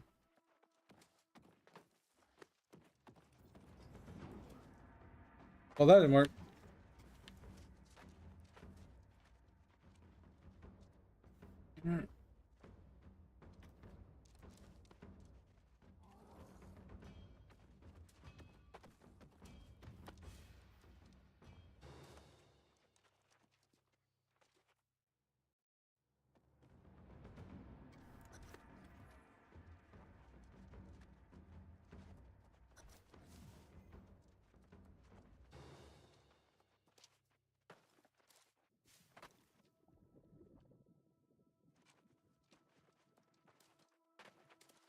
Seriously?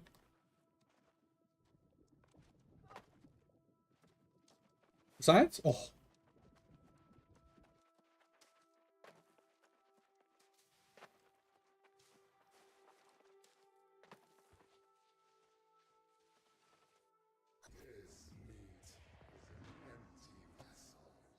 Oh.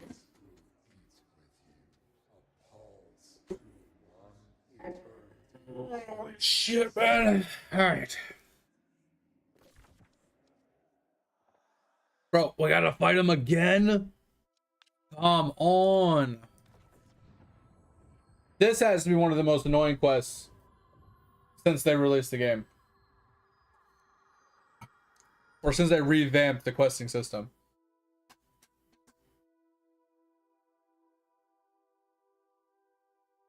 This is literally the worst quest I've had to do. Like, hey guys, we made their questing so easy. Why don't we just give them a really fucking stupid, annoying quest to do in the new zone? Let's just fuck them as much as we can. Let's go. Let's just right in the ass, no lube. Let's go. We're not gonna ease into it. We're not gonna start slow. We're just gonna go full force right off the bat. Just fighting blankets, man. What the fuck, dude?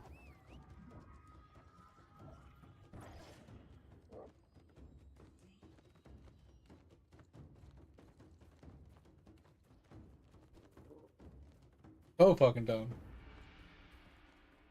It wouldn't be so bad if there was actually a fast travel up there, right?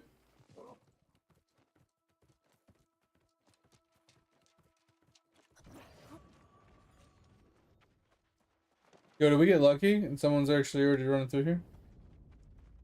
So I don't have to fucking fight my way through again?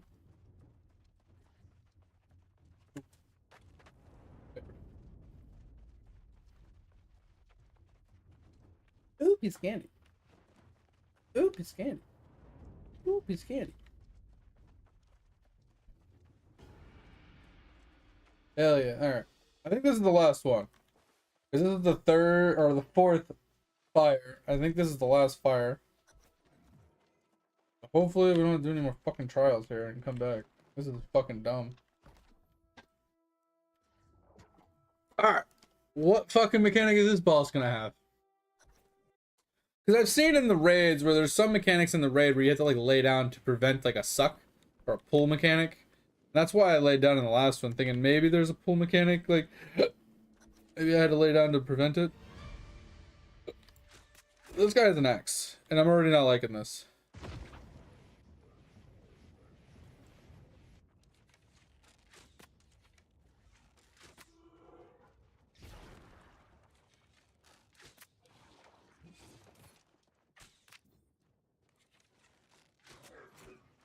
I definitely hit dodge 3 times there. That works. For science?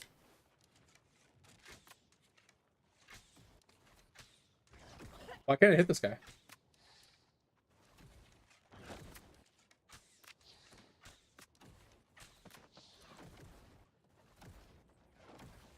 Where's this last guy?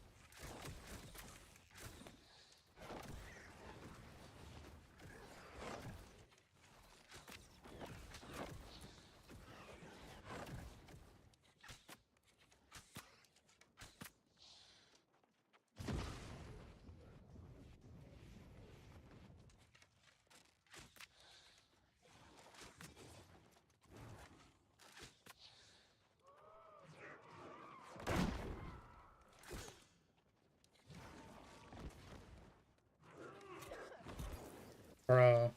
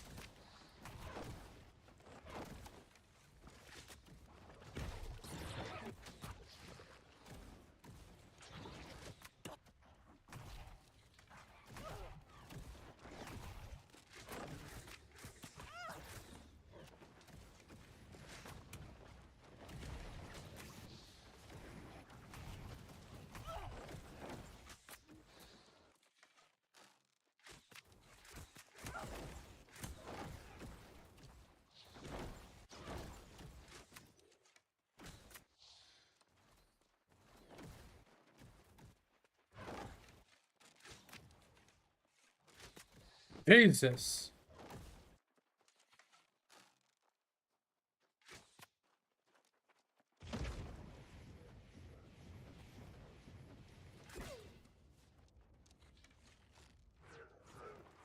Hate it when it cancels my shot because I let go right click too early.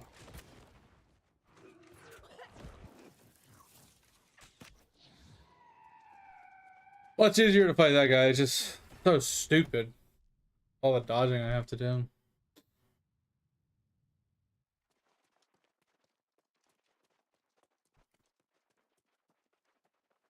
You AI.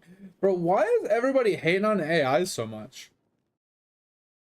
Like, people hate on AI games, they hate on AI generated, like, content, they hate on AI generated, like, YouTube videos or commercials or anything inside of, like, movies. Like, and it's, like, it's supposedly, like, disrespectful, like, slur term now. Like, bro, what are you, AI? Like, like, I don't understand it. Um,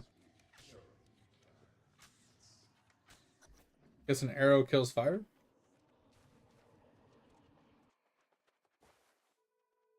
I don't get it.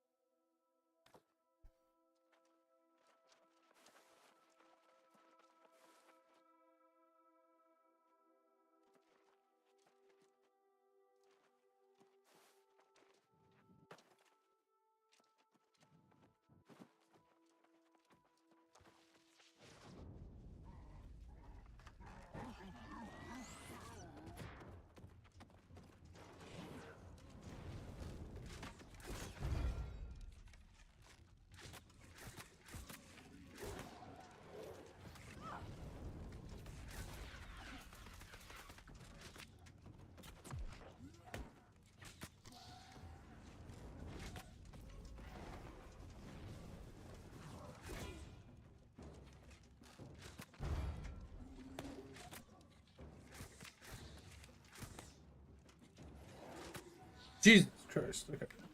Back to what we're doing.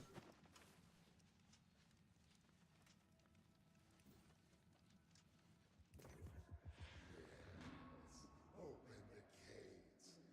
Let us return before we go too far. Yes, open the gates.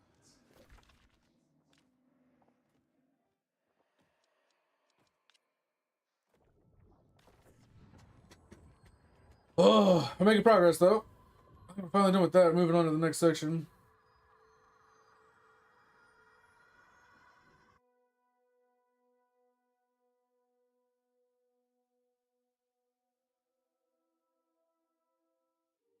Oh man.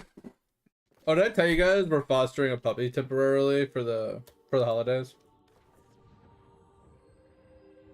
He's a little cute little thing. God, he is so obnoxious though.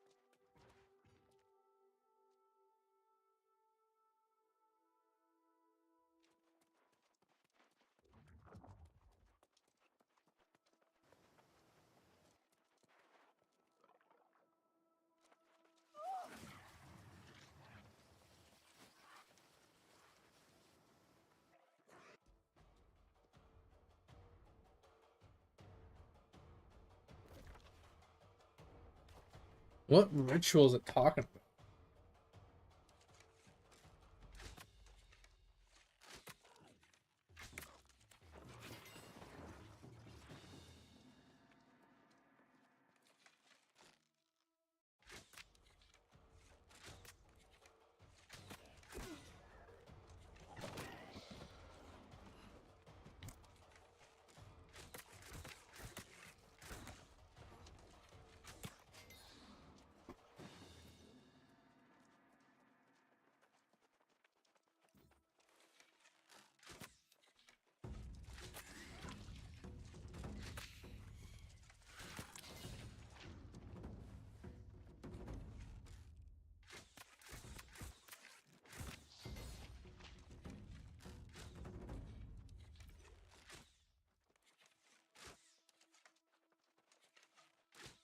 I don't understand the mechanics in this game sometimes. Oh man.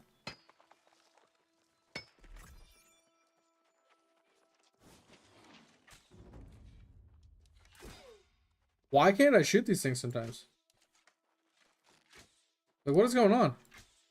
Where is my arrows?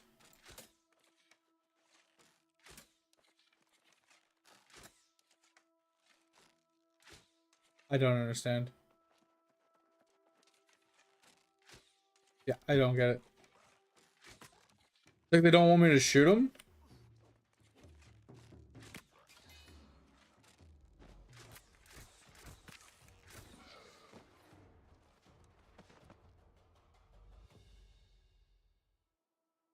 Like, I don't get it. Like, that's just a really stupid mistake. Like, why? If you don't want people to shoot them, then just don't give them an HP bar, right? Don't put up a what do you call it? Like an invisible wall preventing you from shooting past it, because then that leads into more problems. What if there's a mob there that I'm oh shit that I'm trying to shoot and I can't shoot it because you put this stupid ass wall in the way and it gets me killed because I can't do anything about it.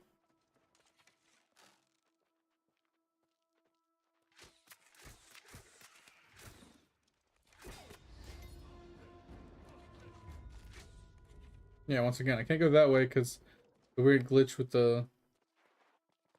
Well, that's interesting. Probably fix that, but they won't. So, all good. Oh man,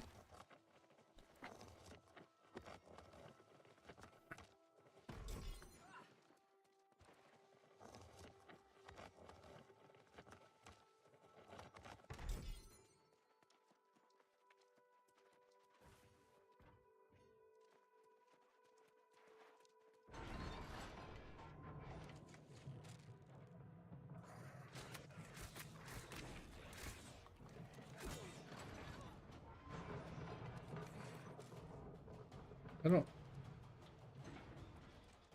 I going that way?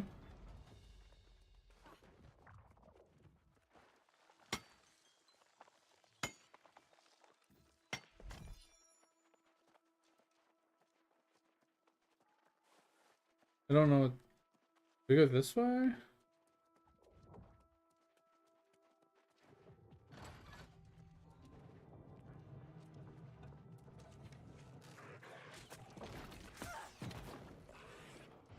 Well, that guy almost one hit me.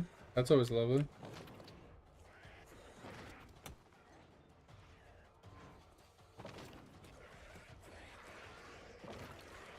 Oh, why did that guy in the other room pull? What?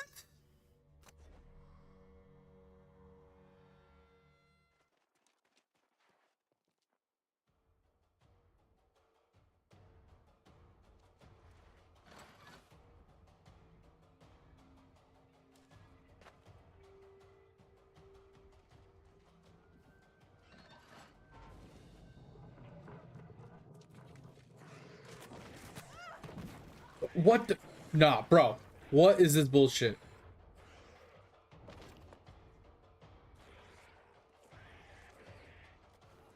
What is that bullshit?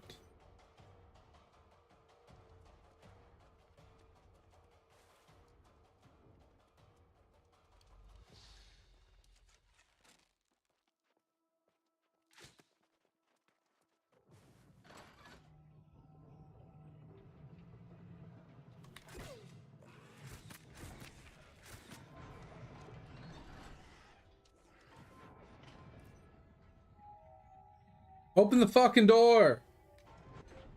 Oh my fucking god, dude.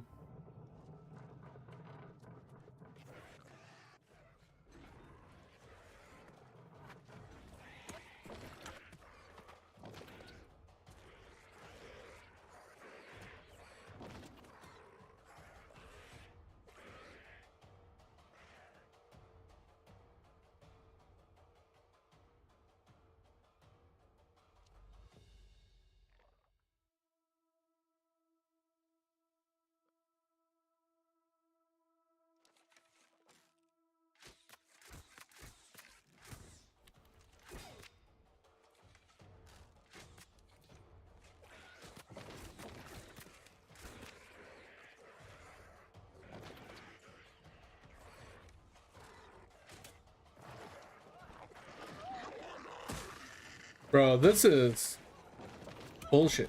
What is this fucking cunt shit, dude? Everything in its fucking mother just pulls? I mean, it's an elite zone, I get it. But what in the actual fuck is going on?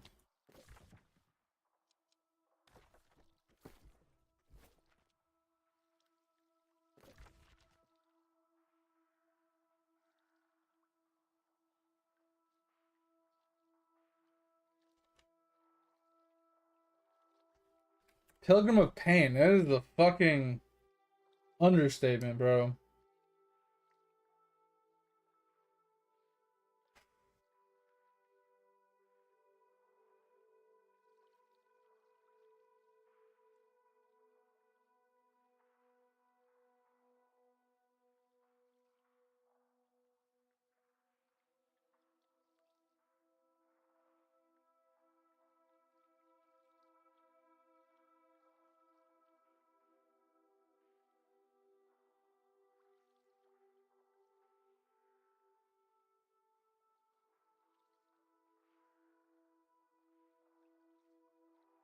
Alright, so according to some comments, it's supposedly out here. Supposedly it's not actually in the dungeon. Like, in there.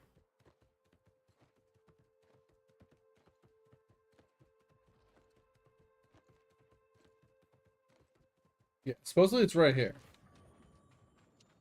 Which makes a lot more fucking sense than going into an elite zone. Alright.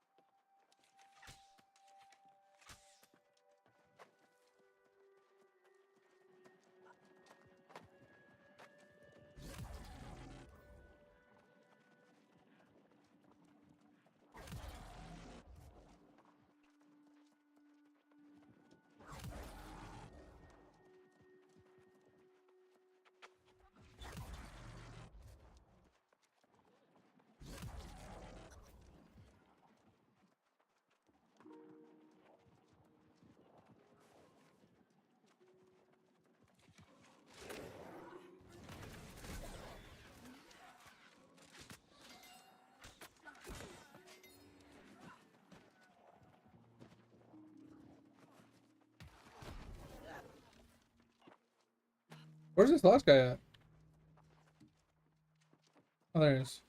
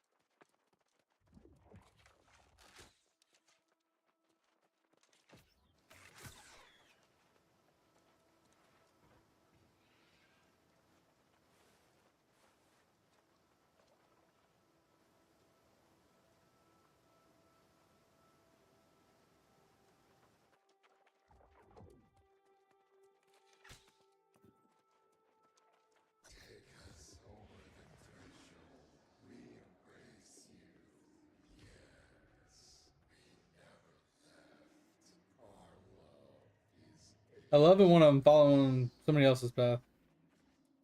So I don't have to deal with this shit.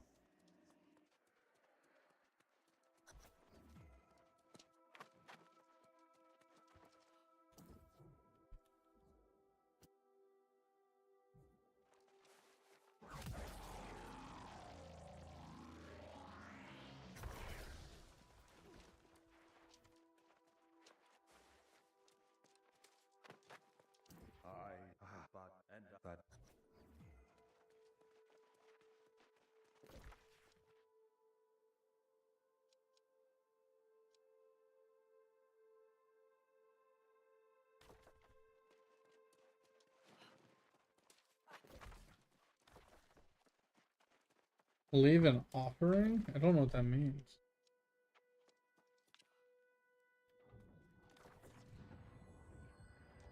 Oh.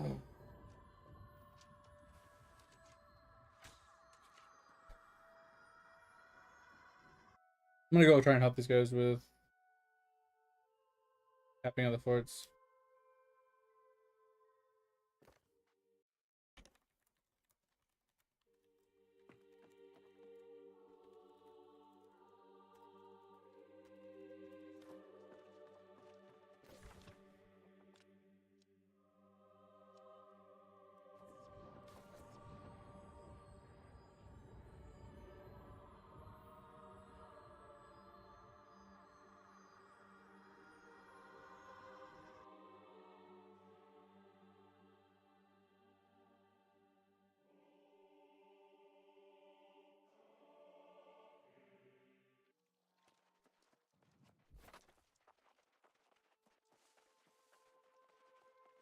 A lot of weird wood right here.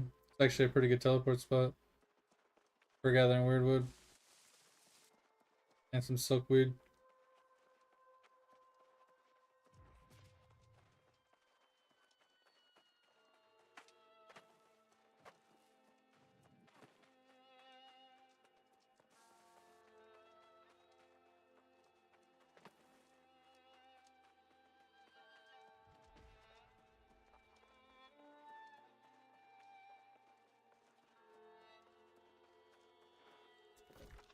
It's actually inside somewhere.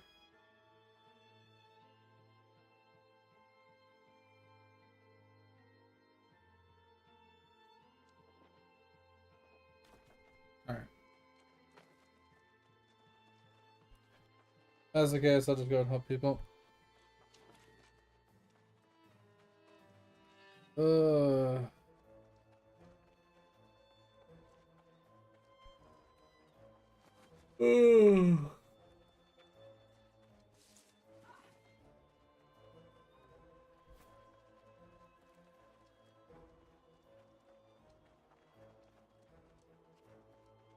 I don't know what NH is.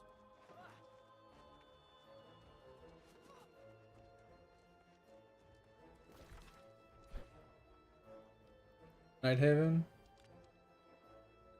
Of course I don't have that one.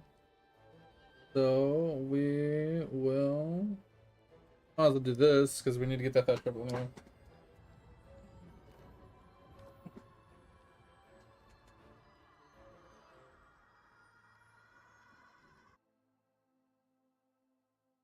Oh. We're gonna go all the way around. Travel. Okay.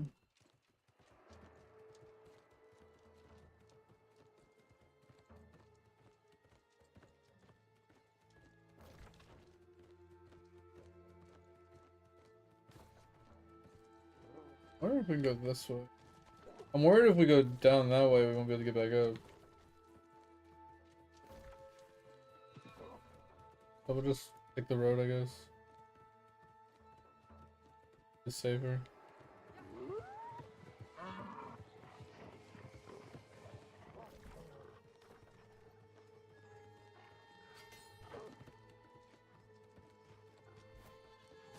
Oh, there's way too many spiders in this zone. I don't like spiders. Can't wait to be done with this zone and just never come back.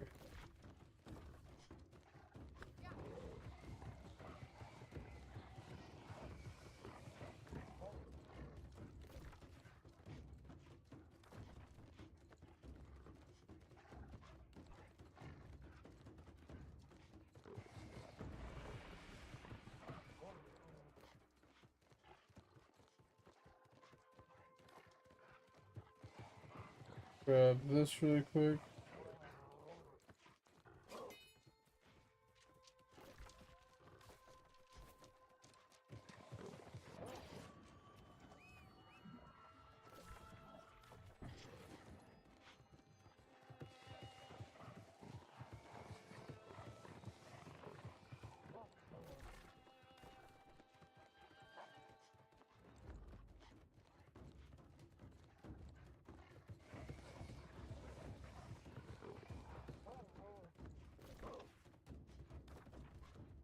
Bro, that's crazy.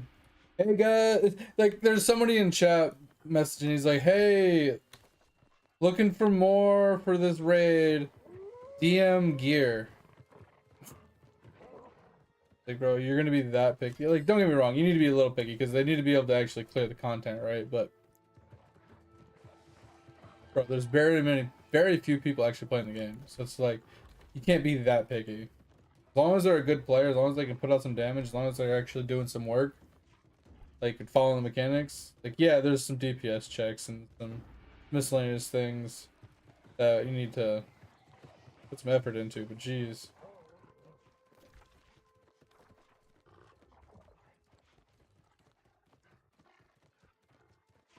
Oh, I need to flag PvP, don't I?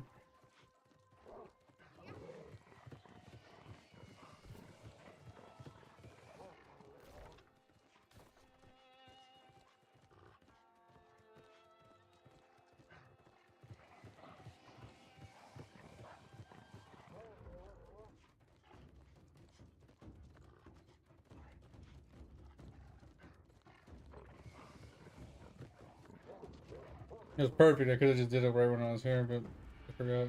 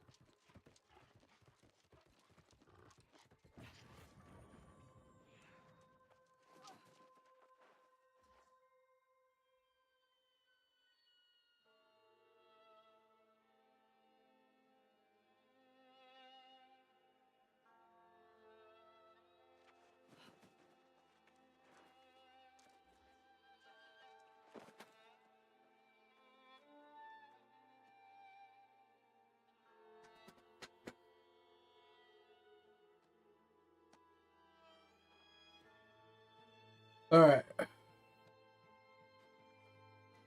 Oh man, the guy kind of looks cool. Halloween outfit.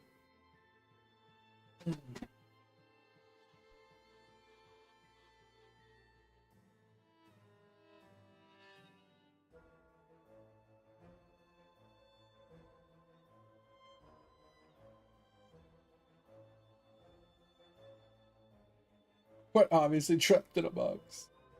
Pretty funny.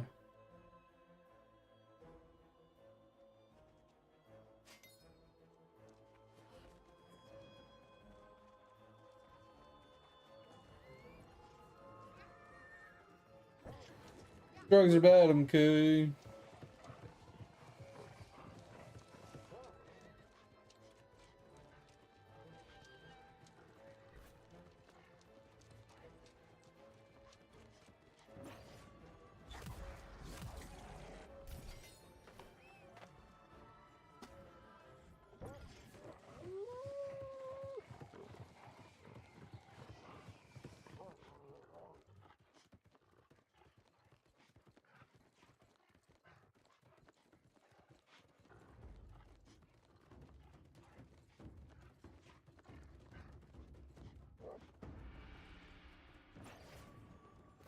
So they want to do cutlass now.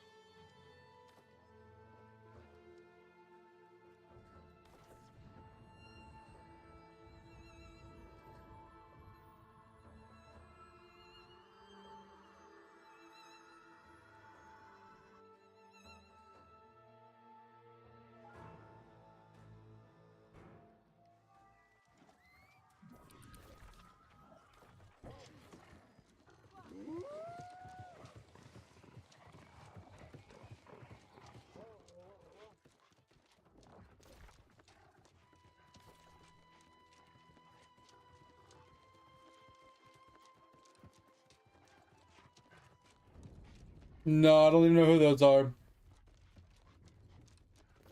Name sounds somewhat familiar, but I don't know.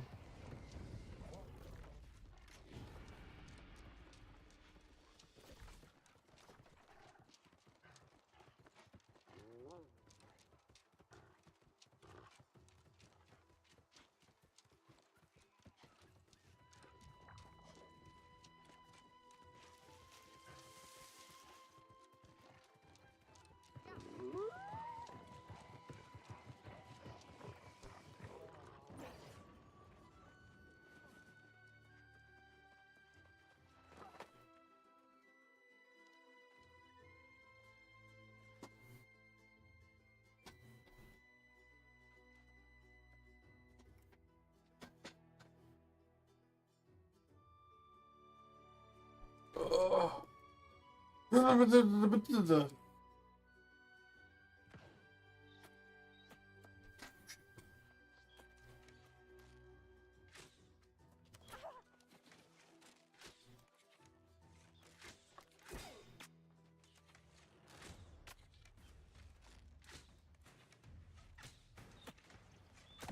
Oh my god, he two-tapped me! What is that?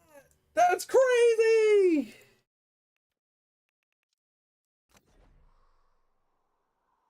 Dude, he hit two insane shots. Like, he hit me with the first one, I was like, alright, cool, we'll strafe a different direction. And then he just nailed me with the second shot. Like, God. That's what I don't like about the bow. It's got travel time, and then if they're strafing, like, they can just strafe one way or the other. It's like, oh, I dodged at the right time. And then some people are just really good at just aiming it, man.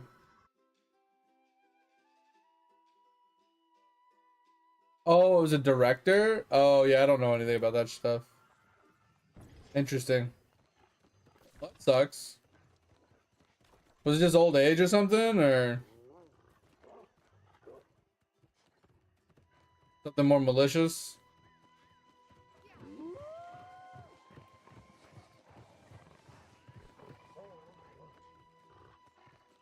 Because I hit him twice, I got him to half HP, but...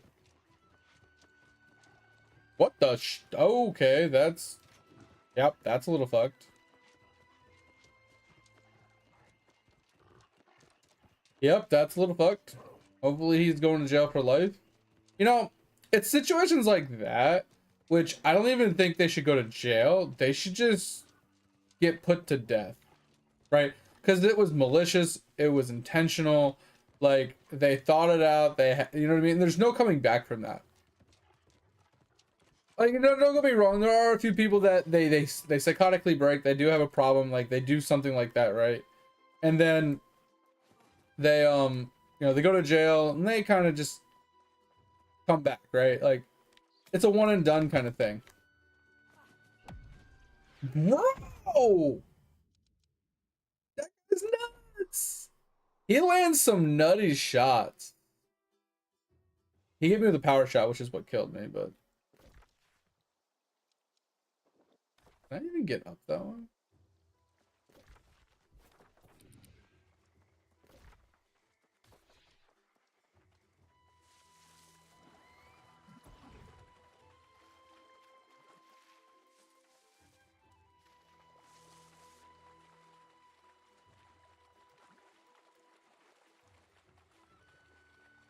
Yeah, I mean, like I said, mental health, it plays a factor and stuff like that. But I mean, like, I've talked about this before. It's like, I feel like first degree murder and things like that, like, once shame on me, shame on you. Twice, yeah, there is no twice, right? If you intentionally do it, like, this is one instance, right? Put him in jail, 25 years, and like hope he doesn't do it again. The problem is, like, you're hoping he doesn't do it again, because if he does it again, then, like, whose blood, you know what I mean, on whose hands is that blood? Is it the people that didn't put him to death? Is it the incarceration? Is what you know what I mean? Like, there's a lot of factors that go into this. I feel like people that intentionally kidnap kids, or people that sell drugs and transport them and cartel style stuff, like, there's obviously a lot of contributing factors. There's no one size fits all, but Um, but I feel like depending on the situation and circumstances and all the checkbox and stuff, there should be no life in jail. There should be no 40 years in jail kind of bullshit. Like that shit is just like, all right, you've hit a threshold. We know you're not gonna, change your ways. We know you're not gonna like come back from this, or this is too evil that you should no longer be here. You forfeit your right to keep sustaining yourself in this world, sucking resources from other people.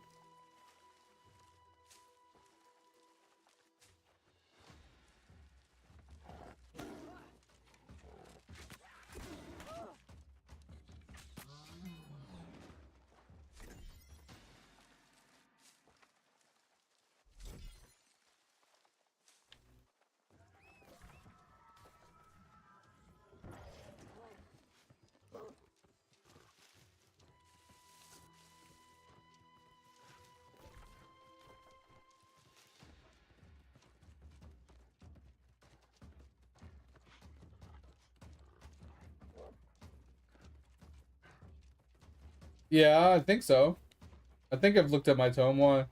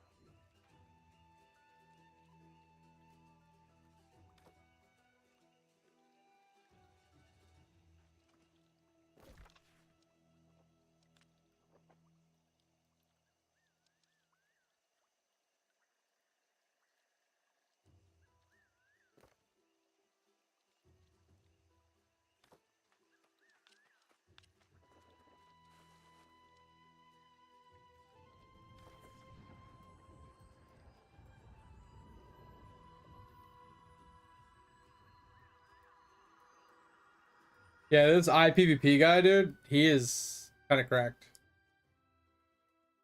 He's got really good perks and stuff.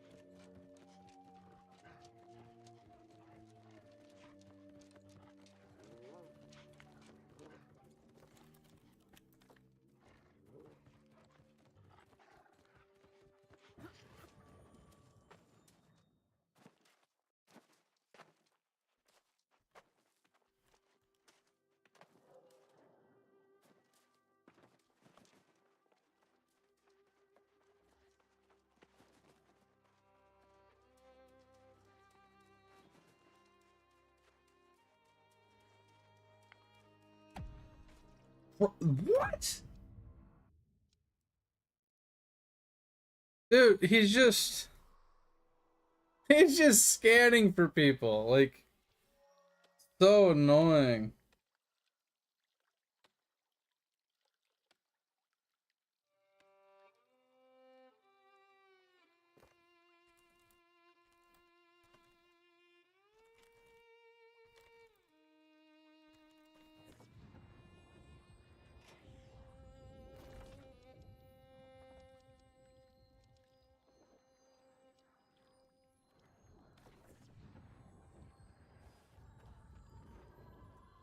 Yeah, that guy is nuts. I mean, I don't have any good gear, so it makes sense why I'm getting one shot, but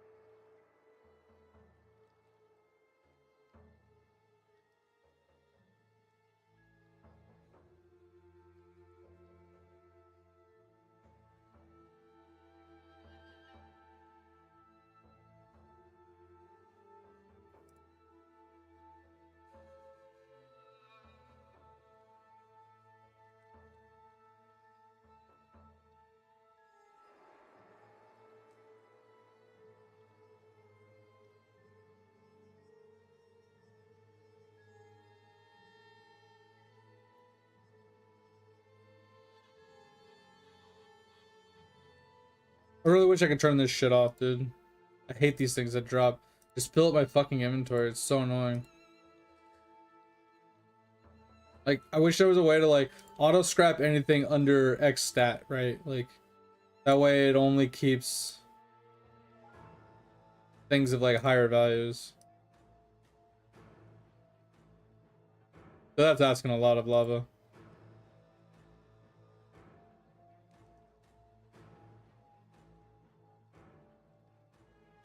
Like, I feel like that's a little too much to ask.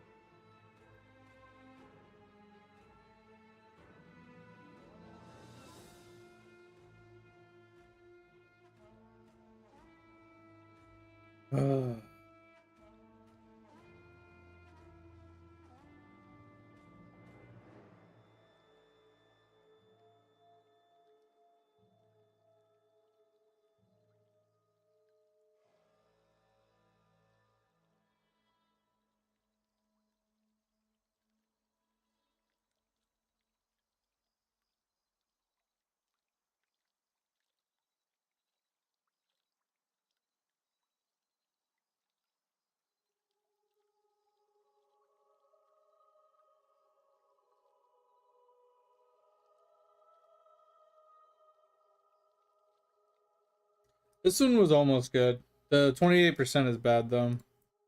I think I have like a 46 or a 47 with like 40%, 45%. So it wouldn't be better than what I'm wearing.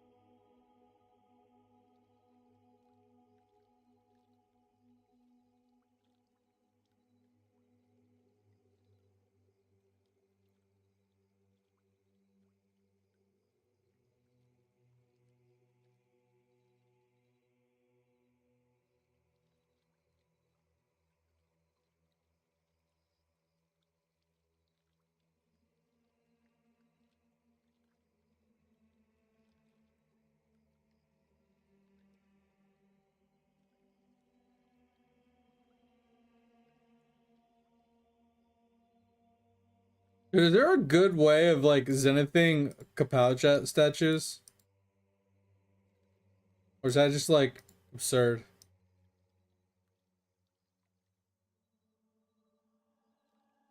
Obviously drop right, you know. But just like thinking, is there any other, like, is there any reliable way to do it other than just grinding and having high drop rate?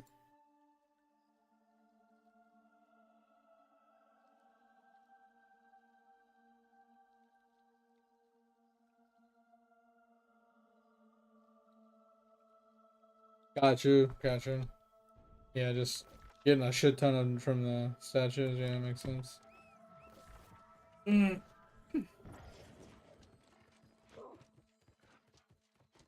Oh, that's pretty good though. 12K of those from that's pretty lucky, yeah.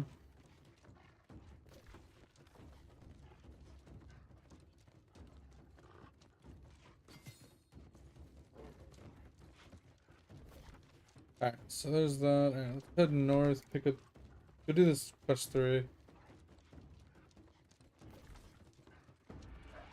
Since we're here.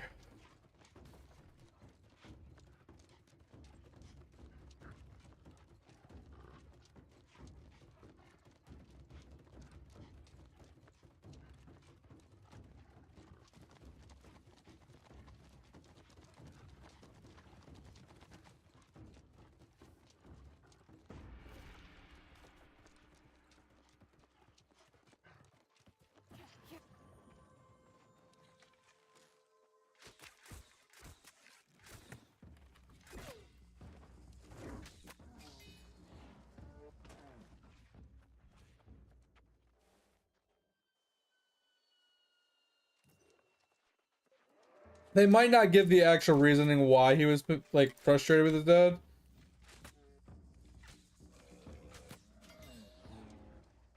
Sometimes they don't give that information out.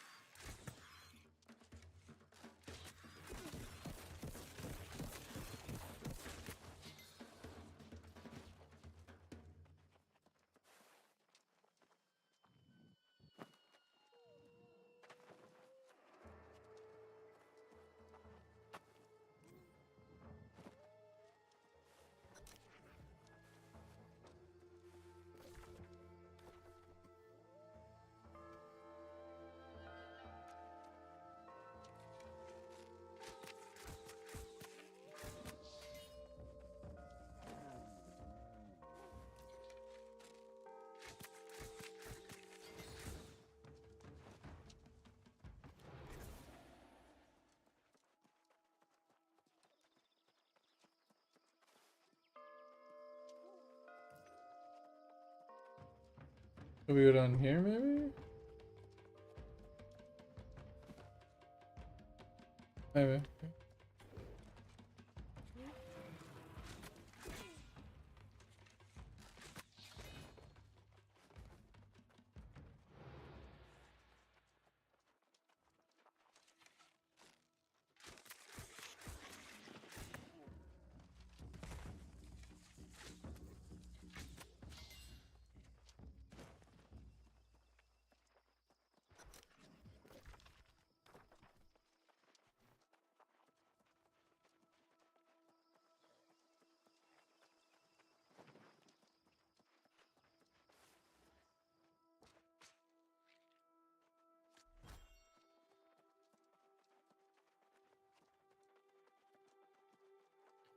Yeah, I don't know if he plans on adding them. I think he wants them to be rare. So only like the diehard, like, tryhards can obtain it, you know?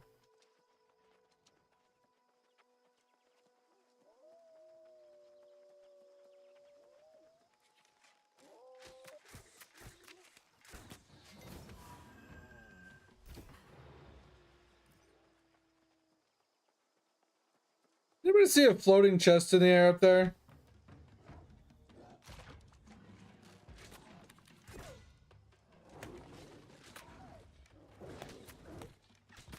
Anybody else see this chest right here? Just kind of floating there.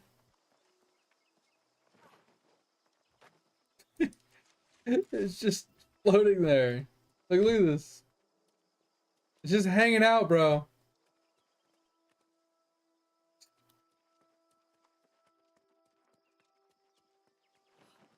That is the true essence of New World. 100% the true essence of New World right there.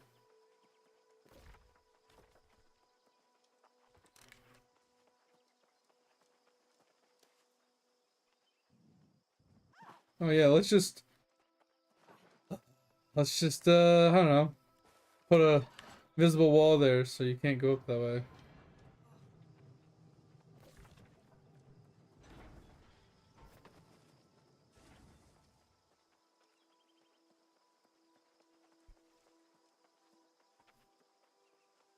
Yeah, was it like 7.6 trillion? I was talking about how I need to eventually get back to Gmush farming as well. But I don't know when I'm going to be able to, because right now I'm still just farming out Zenith statues, and I'm trying to open up World 7 portals on all my characters, and just I feel like I just don't have, I wouldn't say the time to do it, but I have so many other things I'm working on.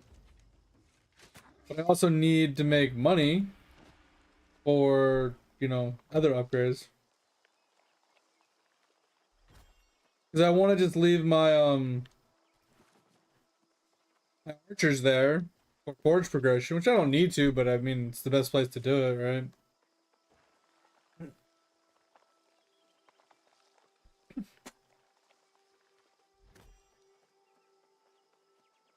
Look at all these herbs.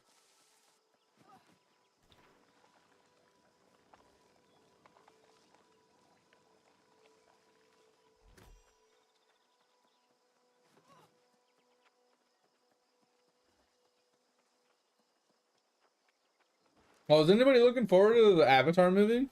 I haven't seen much on it. I like the first two. I thought the first two Avatars were pretty good.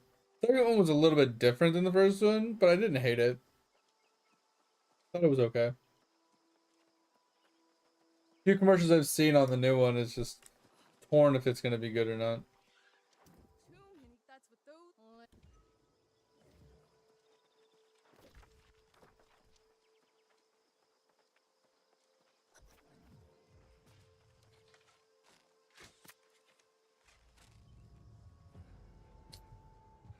Why'd you have to go behind it, bro? Like, come out.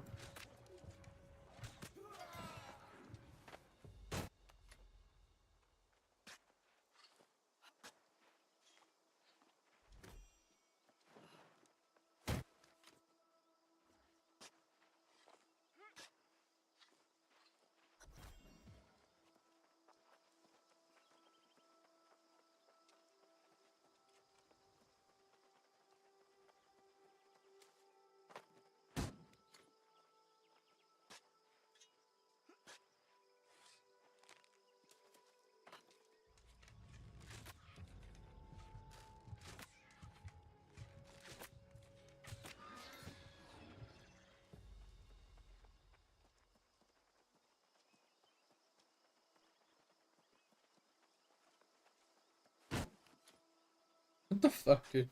This is so weird.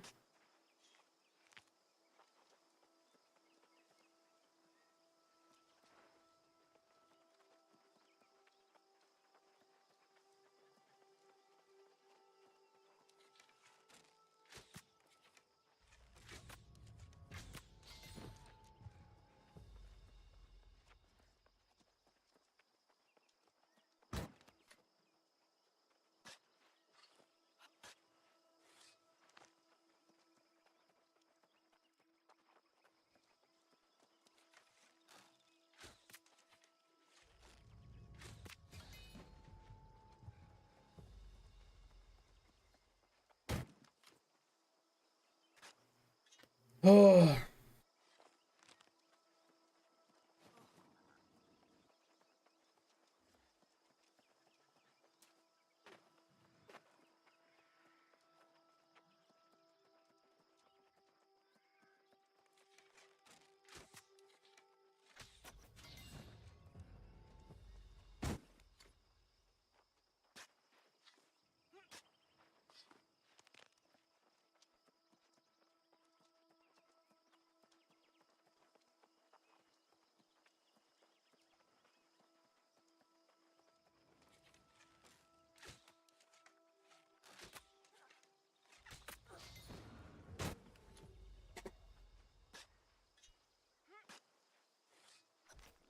Crab pet egg? What? The fuck are you talking about?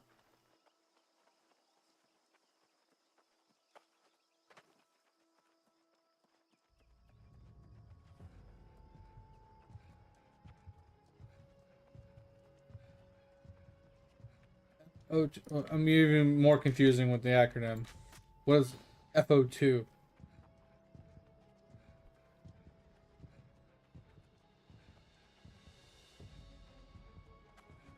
Oh, didn't know you were playing that right now.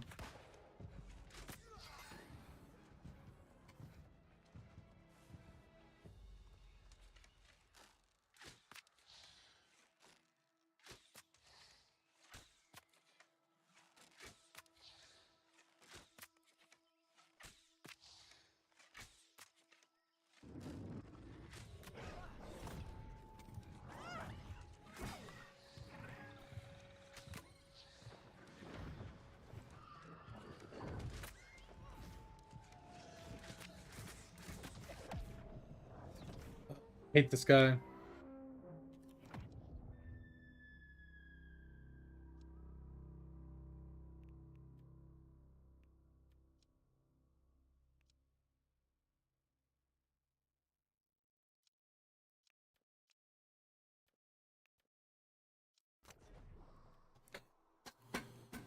Oh, that guy just hit so hard. You gotta like get so far away from him too.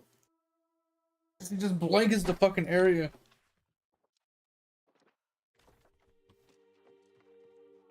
So frustrating. Turn this quest him over here. No more. Teleport back over. Oh man, oh man, oh man. I think I should make another cup of tea.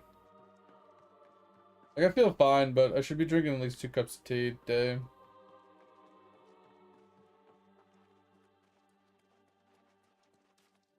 I'm wondering if I should try to just do cold water instead. Like just put some water in there, like some just regular water, and then maybe some ice and just drink it with ice instead. See if it tastes any better. Like I said, there's 2 ways to brew it. Supposedly the hot brew, it's more bitter because it pulls more of the stuff out faster. And if you cold brew it, it doesn't pull out the bitterness. It like leaks out the oxidants and everything else that you want, but it like all the positives, but it doesn't give you the bitterness. It keeps it more mild, less bitter. I was tempted to try that. It is. That's what we were talking about earlier, mate, before you joined, or like right when you joined, is I'm starting to drink tea more often. I'm trying to find, alternative ways of like staying healthy, right? Eating better, like eating the same foods I would eat, but eating better versions of it, right? Like so instead of eating like traditional like dog shit ass white bread, eating wheat bread, swapping out like the things that I like for healthier versions, right? And I don't really drink soda. I pretty much drink water only, but water doesn't have any nutrients in it or any added benefits or anything. So I was trying to find something that's just as good as drinking water, but gives me more health benefits. And I know tea was good for you, so I was looking into it. And I used to drink black tea all the time when I was younger, but I drink it as sweet tea. And obviously adding sugar to tea, it keeps its health benefits, but it also has negative effects because of all the sugar, right? So I was trying to find alternate teas that tasted good, similar to like sweet tea style, right? But had health benefits, right? But didn't have the negatives at the same time. So I got me a green tea to try that. Obviously I have some black tea. Um, and it's not like I'm getting anything like any like high tier crazy blended teas or anything, right? It's like basic teas, like the Lipton, or just the regular basic caffeine Lipton basic tea, right? Something super basic and simple, super easy. And yeah, I try to stay away from sparkling. I don't like the carbonation. I don't like the added chemicals of the to the drink. That's why same thing with like sodas, right? Even diet sodas that have like less bad stuff in it are still not very good because of the added chemicals and stuff and things. So I try and stay away from soda pretty much altogether, and anything carbonated. That's pretty much what I try to stay away from. But I'm trying to find things that are good for my health conditions, right? So I have high blood pressure, I have high cholesterol, you know, stuff like that. So I'm trying to find things that are going to help with that. And black tea helps with it, green tea helps with it. And obviously, I have anxiety problems and, you know, stress and stuff like that. So chamomile helps with that.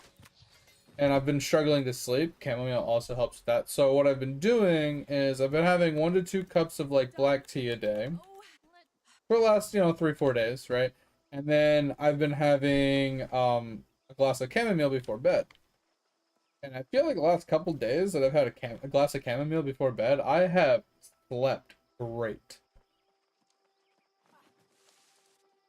Now I don't know if that's a pseudo effect or something weird, or if it actually does help, but it just doesn't taste very good. So I'm trying to find a better way of brewing it, because like I said, there's hot brews and cold brews, and each one of them, you know, is different and so on and so forth. So I'm trying to find either a blend that I like that I can hot brew or cold brew, or like find that combination of like the blend plus the correct way to brew it to find something that tastes good, that I actually enjoy the flavor of, that I can want to drink all the time. And not like I want to drink all day long every day nonstop. I want something healthy that I don't hate. Right? Because chamomile I currently hate. It tastes like dirty water. The one I have. Hot brewing chamomile it just tastes like dirty water and I don't like it. So I'm trying to find a way to, you know, either a blend for that or a other way of brewing it. Like I said, I could try the cold brew, and that's kind of what I'm tempted. But even the black tea, even with a spoonful of honey in it. Now I think I'm messing up with the honey part, because I don't think I'm not stirring it with a spoon to like mix the honey in with it. It's like all at the bottom kind of thing. So maybe I try to start with a spoon with a hot brew. Maybe it'll be fine. But I was thinking about trying cold brewing it. You know, use the fridge water and let it, you know, steep in the cold water for longer, because supposedly hot water makes it more bitter, cold water makes it less bitter. So I was thinking maybe it wouldn't be such a bad flavor, right? Or like a bitterness, dryness flavor if I did it with cold water instead of hot water. So I was thinking about trying that. Yeah, green amber? That's nice. That's real nice. Hell yeah. Yeah, I'm making my way, you know, slow and steady. At least I'm making progress on that for once. So I think this one requires me to actually push through a little bit. Now I have to leave an offering.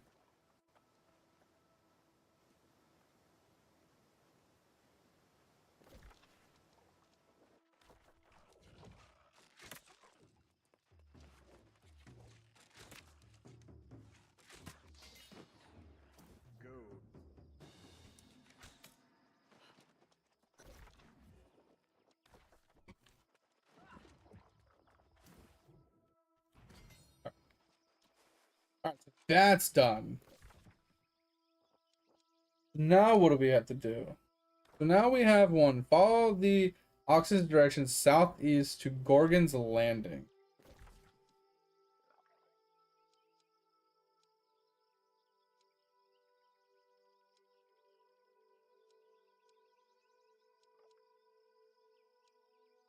Did it say southeast or southwest?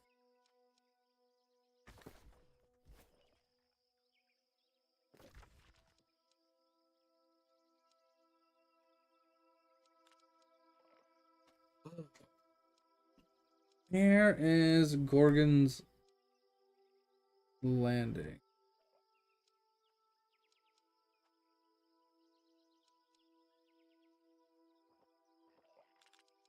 Oh, shit.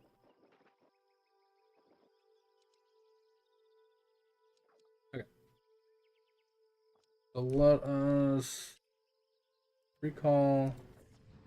Go to Gorgons. Yeah, we got 5 more. We're gonna come back up here because we need to do more memories. We need to get the rest of the fast travels. We have like 100 more memories to find in this area. We have a couple more arcane cards probably, and then I think we can almost call this zone done. Yeah, because we got what, 2 more fast travels, 3 more fast travels to get, 4 more fast travels to get. We have like a couple like question marks around the map, which aren't a big deal. And then we got to run around and grab all the collectibles, and then we're done with this zone, I think, because I don't see any more quests here. There's only like high level quests here, like dungeon and raid. Done up here. Done here. Done here. We're gonna have to like look at like the horse quests too, because I think I forgot to finish one of them somewhere and it's not showing on my map right now. Those are all done. Okay, so this is another dungeon quest. This is all done. This is all done. That's the PvP quest. Dungeon quest once again. Done. Dungeon quest. That's an elite expedition quest. This is an elite quest, so I need a group for that. I have another quest here, which is an elite quest. These are our repeatables. This one is an elite quest again. And then we have Cutlass. Cutlass is the last zone we have. And then we just got an elite quest that we're going to try to find people for. To help us with the elite quests. And we're going to start jumping into dungeons, I think, at that point. Maybe get a little bit of starter gear and complete the expedition quests in general. And then I'm gonna be pretty content with where we're at that point. I think I'll be happy with where we're at that point once all the quests are off our list, once we've done a little bit of dungeons and maybe gotten our gear up a little bit to like M3s, and then it's all profession based from there, I think. Profession and farming up things for our trophies, stuff like that. So it's like gold farming and profession farming kind of thing. Action quest farming stuff, whatnot.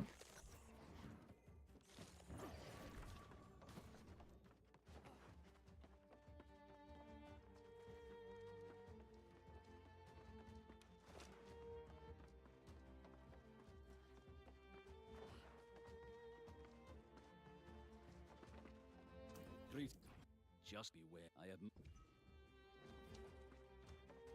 Enter Hive of Gorgon. That's an expedition. All right. So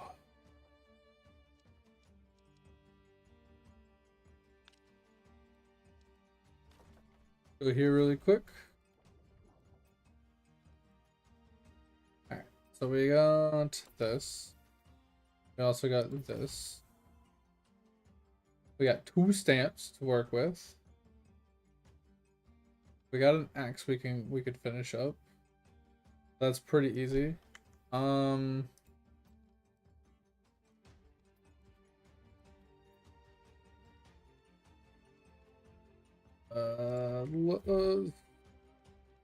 5 steps only 15. Achievements. Guess I got a new achievement. Nice.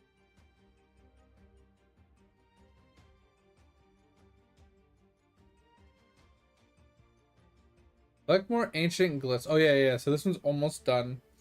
That one's. I think we just need to do the expedition, and we're done with that one. Okay. What was I looking for? Oh yeah, hit J. So what do we got? So flesh and stone. So enter the Gorgons. Okay, so this one is expedition. All right, we're not doing those 2. This one. We could probably do this. Recover granaries funds from Brightwood, so let's pin that one. Buy a house. That one's fine. I think we've done this one. If not, we can do this really quick. Then we have the Mount quest. Then we got all of these. So participate in Winds of Autumn. I don't think we can do this one. Expedition. The elite. Found the. Oh, that's a weekly quest. Interesting. Yeah, weekly quest. Expedition. Catch an extra tasty fish in Brimstone stands. Alright, so we'll do the rest of these soon. Okay. So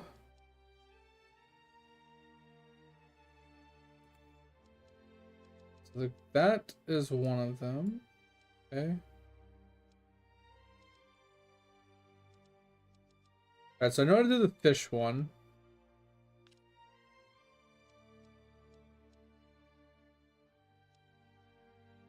Alright, so let's get a clam really quick. Pretty sure I can get a clam here.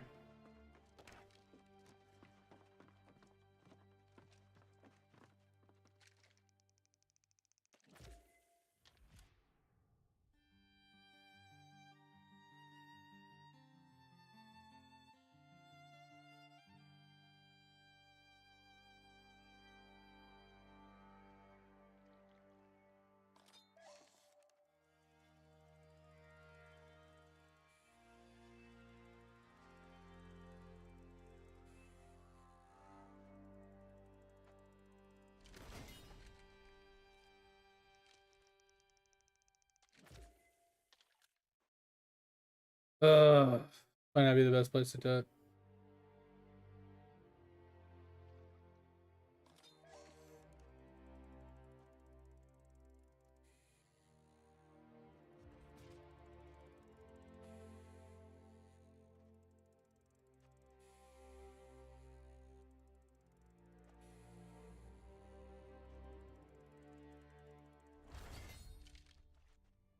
Alright, so here's what we're gonna do. We are going to teleport back.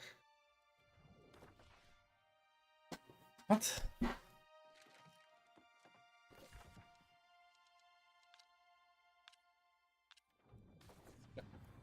Teleport back. Alright, so we're gonna try. There's the one location I want to try first. See if we get a clam or a snail from it. Depending on what we get from that one, I know where another place to go.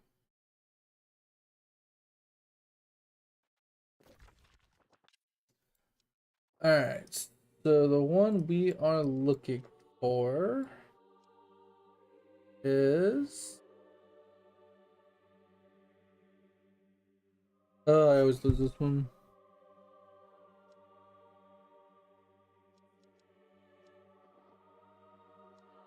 Right.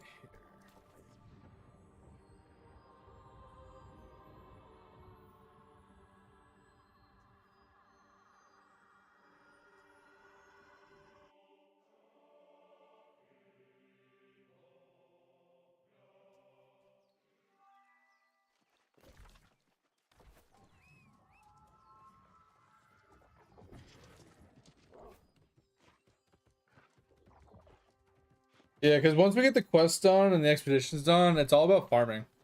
Like farming rabbits to get the lucky trophies. It's about getting some of the chests into our house, getting our professions leveled up, farming out the trophies, materials. Literally what we're going to be spending all of our time doing.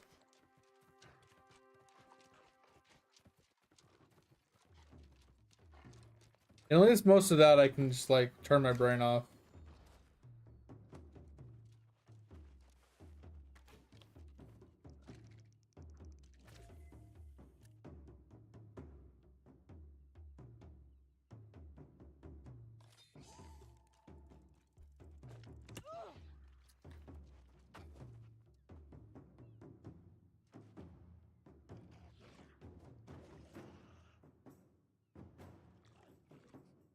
So stupid.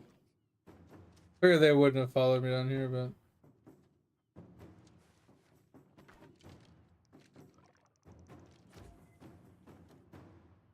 Bro! Why? You're fucking standing in here is so stupid.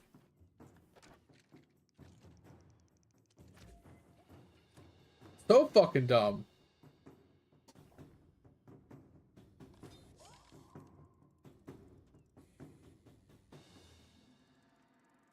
big fucking fish. I would just let it go because it's not a clam, but I want the XP. A level we're fishing anyway, so. So what we'll eventually do, guys, when we start leveling up professions, we will go and fish for maybe 1 hour total a day before we do anything else. Because fishing, I do not want to subject you guys to like 30 hours straight of fishing. Like, it would be fine because we would just get the fishing over and done with. But that's so boring to watch for 30 straight hours.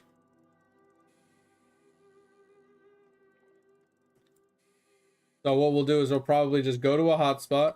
We'll finish like we'll probably do like 2 hotspots every day. We'll do like a freshwater and a saltwater, a hotspot every day.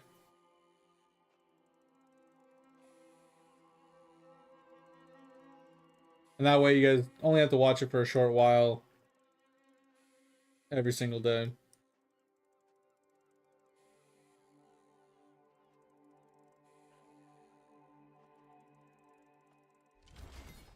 Oh, hell yeah. First legendary. I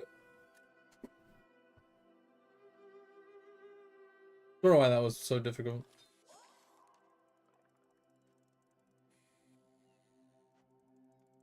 Yeah, because we need a clam and a snail. And we need to scrap it.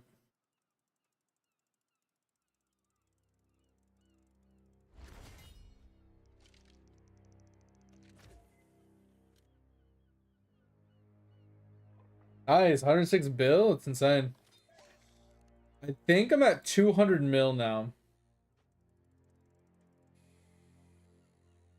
Like 220 or something like that. So we're making progress. Just, I don't put a lot of effort into it, so.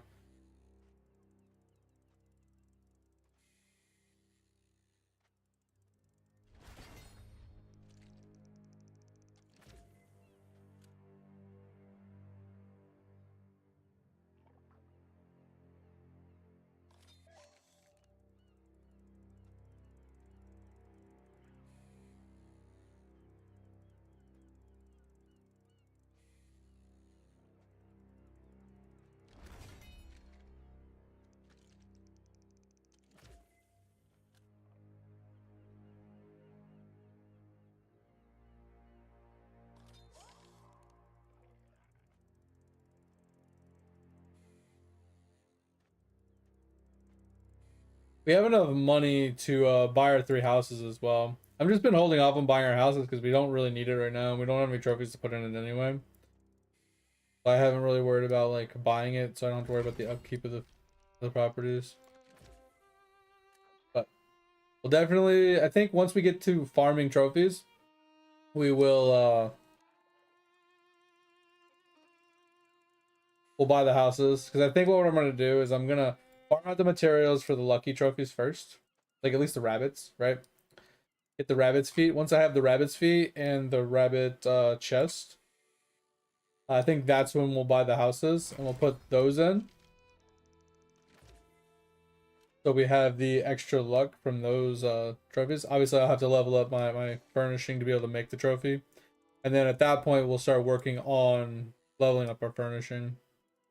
Furnishing is going to be the first important profession we level up.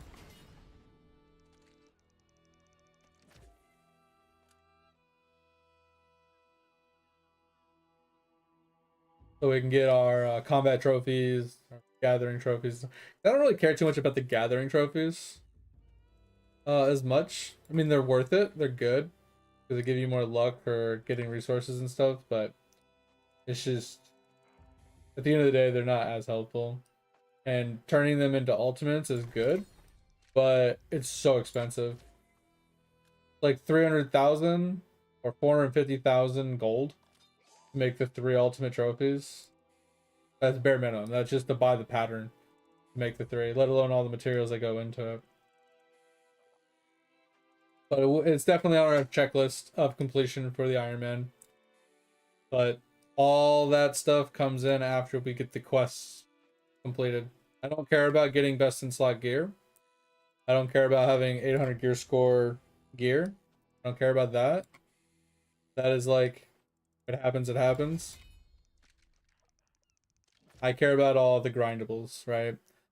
I care about all the profession unlocks, all the profession gear that we can get. We don't need all the profession gear because some of it's impossible unless we can find a group. But getting all the professions done, getting all the trophies done, getting all the quests done, maybe completing all the dungeons on M3, and maybe getting into the raids. If we can complete the raids as well, that would be a nice little added bonus. But that's because we do see people posting, you know, for Gorg. We do see people posting for some of the raids occasionally. So we might be able to, like, if we can get the 800 gear score gear, maybe we could jump in to some of those groups and get a completion at some point.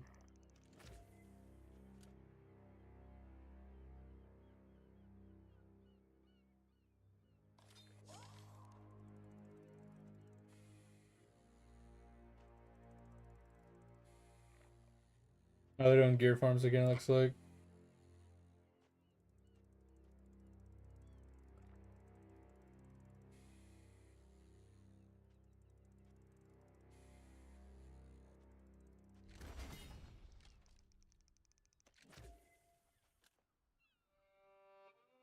Ugh, cooking's gonna be another annoying one to level. It's gonna be a lot of farming of like broccoli and other farm foods, which they're not really hard. It's just there's not an abundance of them. So it just takes a hot minute.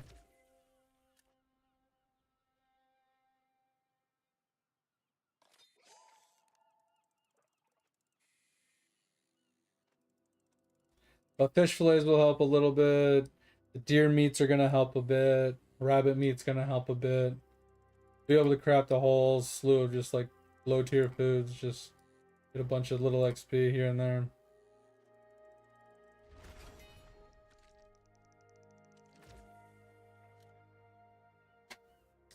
Alright, we haven't found a single clam, which is kind of interesting.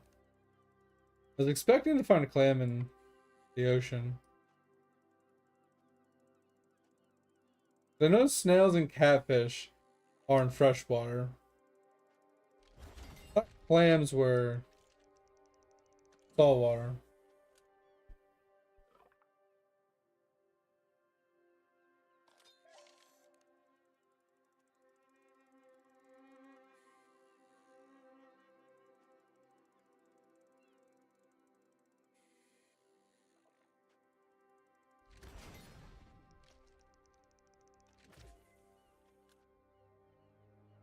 Oh, do any of you like the TV show Blue Bloods? Top show?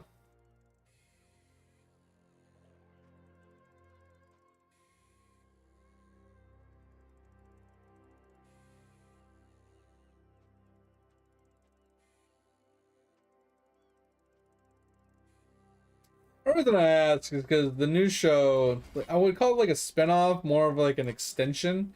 It's called Boston Blue. It has one of the main characters in it.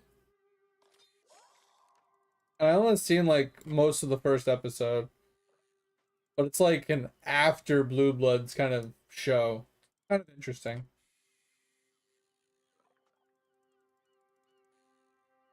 Yeah, so Blue Bloods is like a cop show, right? It's about cops in New York City doing cop things, busting cases, you know. But it's got like family oriented stuff, it's got drama, it's got suspense, you know, it's got action. So overall it's a decent cop TV show. Pretty long. Got quite a few seasons. But there's like obviously a main core group of actors, right? The main people that stay kind of true through the whole show. And one of the guys from that is actually the main guy in the next one that just started recently, which I thought was kind of cool. That I think Blue Bloods is over. It might not be, but I think it is. But this one, like hey, they're keeping the storyline from the Blue Bloods going into this one. They didn't like change the story, right?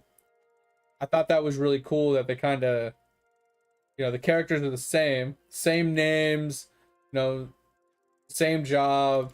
You know, they kept everything, like they kept it all like in order, and I like that, right? They didn't mess with the continuity of the story so far. I thought that was pretty cool.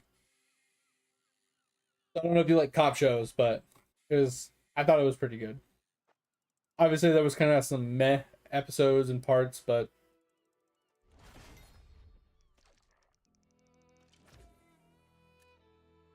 another one though, if you like more comedy based, The Rookie, really funny. Like I like comedy action movies and TV shows more than anything, and that one's like right there. It's a lot of action, but God is it funny. Do you know the guy that plays the main role in Castle? I don't know what his name, like his actor's, like the actor's name is, but he's the main guy in the TV show The Rookie. God, is he funny. I actually love a lot of his stuff. He's also the main guy from Firefly. Such a good actor. He's so funny. He plays those roles like perfectly. True crime, yeah, I mean true crime is good too. But I like fantasy crime, you know, like Criminal Minds, you know, NCIS, CSI, you know, they're like based in reality, but they're not all like true stories, right? Nathan, yeah. I'm pretty sure that's his name, so yeah. I like his movies and his TV shows. Yeah, I actually really like his stuff. And I'm not saying he's like a good actor. I just think he knows what roles he does well in, and those are the only roles you see him in, and he does so well at them. Like it just suits him so well. Like I don't know him as a person, but as an actor, he does that role very well. Like when you see him, you kind of know what you're gonna get, right? It's kind of like the guy from Transporter. You know what you're gonna get, right? Like Jason Statham or whatever his name is. Whenever you know he's in a movie, you know what you're gonna get.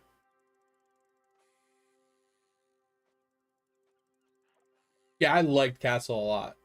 Castle was really good. I think Castle's the first time I ever saw him in anything, and I really liked him. And I was like, man, I never see him in anything. And now I'm seeing him occasionally. Like I said, I never saw Firefly back then. I saw him and then I was like, oh shit, hell yeah. I can't wait to see this. This is gonna be good. And then when I saw The Rookie, I was like, oh hell yeah, let's go, you know? And I started watching it, it's like, yeah, it was pretty worth it. Because I just feel like if I see him as the main actor, I know what I'm in store for. Right? Like I said, just same thing with Jason Statham. If I know he's the main actor, I know what I'm getting myself into. And I know I like that kind of stuff. Like I like the stuff that, you know, Nathan does. I like the stuff that Jason does. So those are like my two go-to like actors. If I know they're in a movie or a TV show, I know I want to watch it.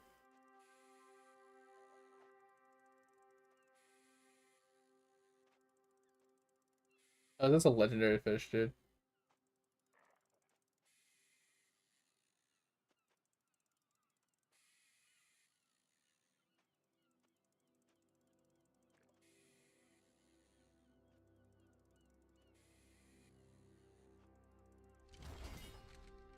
Oh, Topher, I might need a little help with my Diablo journal.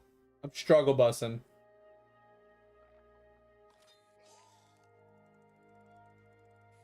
Like I finally got my 6 pieces of the waist and I got my 2 Volcathoses, but and I got my rings, right?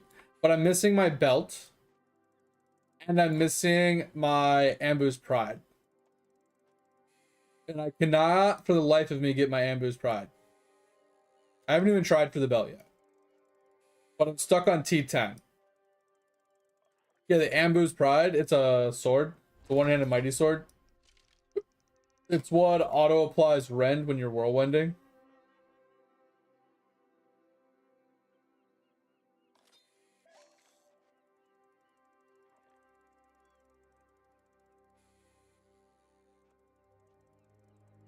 Yeah, so I need that. Because right now I'm whirlwinding around and then manually applying rend, which is fine. It's just not as fast, it's not as potent. And then I need the belt because the belt allows like more damage with rend, and it allows me to apply it up to twice, which the second application has to be manually applied, which is for bosses more or less, which is fine. Once again, I'm used to that. But I pretty much have everything else, and I'm stuck on T10 because I don't have the weapon or the belt. Like I said, I haven't tried for the belt yet, but I've been spamming for weapons, and I just cannot get it. So I'm getting a bunch of Death's Breath because I'm just Death Breath farming and normal rifts, trying to get, you know, yellows to drop. So if I can get yellow mighty one-handed weapons to drop, I can upgrade them to rares or to legendaries, and that's how I usually get my Ambush Pride. And that's what I've been doing. It's just now I don't have enough resources to actually upgrade because I ran out of yellow, blue, and white resources or whatever. Yeah, I've been gambling weapons because the weapon I think is the more important for actually clearing the maps faster, because auto applying rend means I don't have to manually apply it every time I walk up to a mob. And then the belts are cheaper.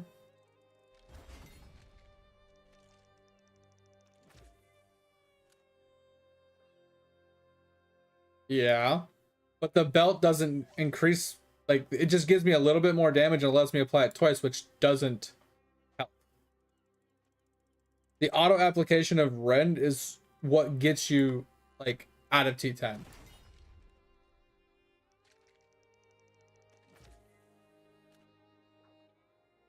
Yeah, but it doesn't get me out of T10. That's the problem. Like no matter what, like if I go for belt first, which like you said, it's not that big a deal. You can get 3 attempts per, you know, instead of 1, but it doesn't fix where I'm at. Like if I hit the Ambush Pride, I instantly go to like T16. I think. I don't know. I might actually need some more gear. I don't know. I'm trying to figure out how I want to do it since the cube can do any item this time in all slots. I know I still need to run the Ambush Pride in the cube because I'm too lazy to run legendaries instead of the bulk athoses. Like I'm too stuck on the bulk athoses. I'll never swap my weapons out. So the Ambush Pride is definitely going to be cubed. And the Zodiac will be cubed no matter what because I need the reduction for keeping 100% uptime of whatchamacallit, of Berserker Raid. Oh, that's also another thing I need. I need the bracers. So I have all rune effects from Berserker Wrath. So yeah, so that's there. My last one, typically, since you know you had to do one of each type, we would always do the Mantle of Channeling Shoulders because it gives you 25% damage increase and reduction. But I'm wondering if we swap that out for Band of the Might or Convention of Elements. Either or, doesn't matter. And the reason for this is if I drop another ring, right, it leaves me with an open ring slot, and I could run something like a Traveler's Pledge, which isn't great because the set bonus for Traveler's Pledge basically says while moving, take reduced damage, and while standing still, deal more damage. Now, I never stand still with the build, so I wouldn't get the offense increasement, but I could take advantage of at least the damage reduction from the set bonus. Now, my other option is to run Focus and Restraint. So I'd have to swap out a skill or a resource generator, but that would give me huge DPS increase because, you know, as long as I maintain the both procs from Focus and Restraint, it's like 100% damage increase or something like that, or 50% damage increase. I mean, that's an option, but I'd have to drop both rings for that. So I'd have to cube the Band of the Might, and then Focus and Restraint would replace the Convention of Elements. And then I'd still have a neck that either I can go Squirts for more damage, or I can go like Hellfire Amulet or something for a 5th perk. something. I don't know. There's a lot of options. Haven't really figured out which one's the best option. So the problem is like the whirlwind builds are always personal preference, right? For example, the rank number 2 guy is running the waste set, but most of the top tier players don't run bulk Athos. They run legendary weapons because they don't have a problem maintaining their fury at high tier rifts, because they're hitting things so much, right?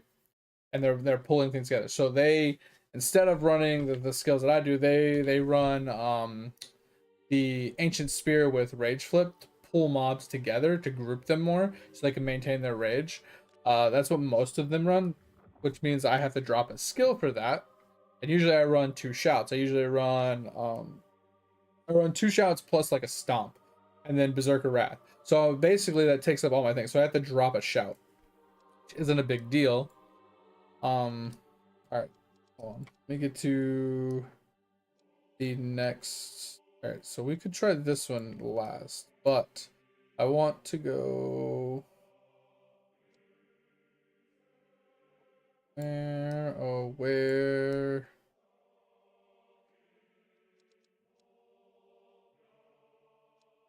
Oh, I always lose this spot.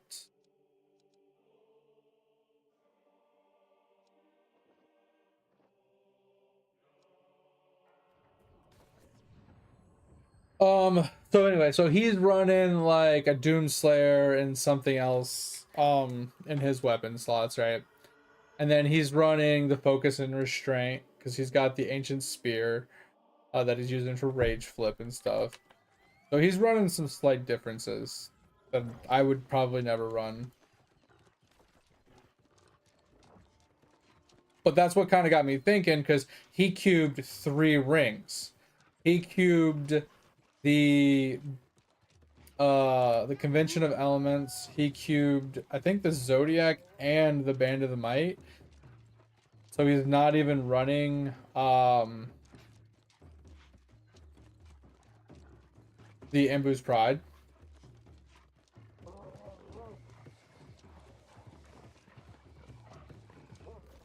I don't know. Everybody, like I said, everybody has their own play style.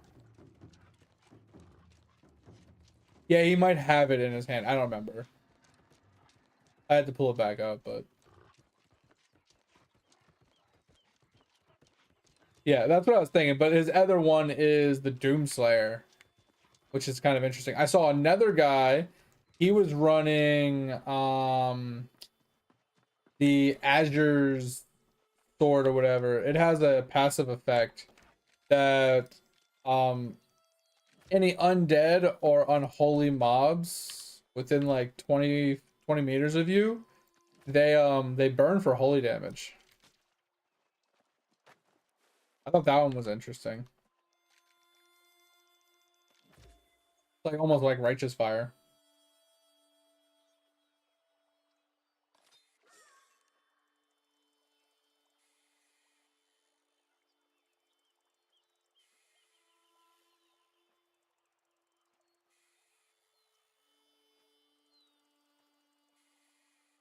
But anyway, I was gonna say I'm gonna need your help anyway, because I need to do the 3 conquests, and one of them is 350 kills during a cursed chest. I figure if you can help me with that one, the rest of them I could probably do by myself.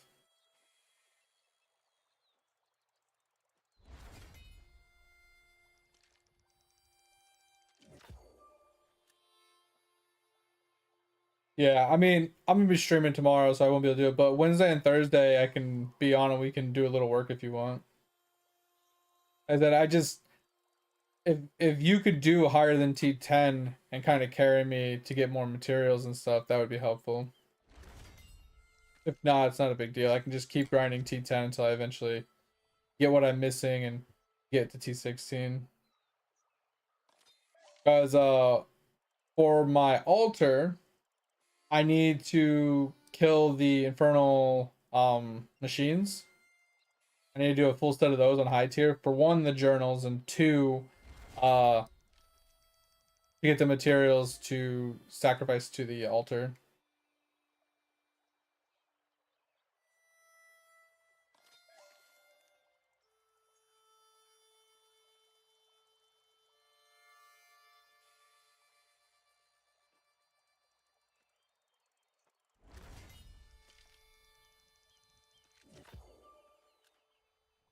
Oh.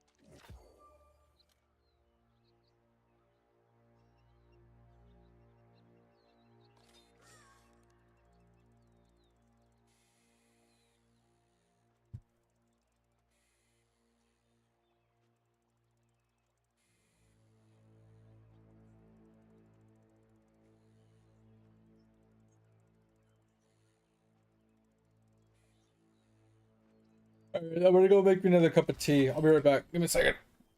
Oh.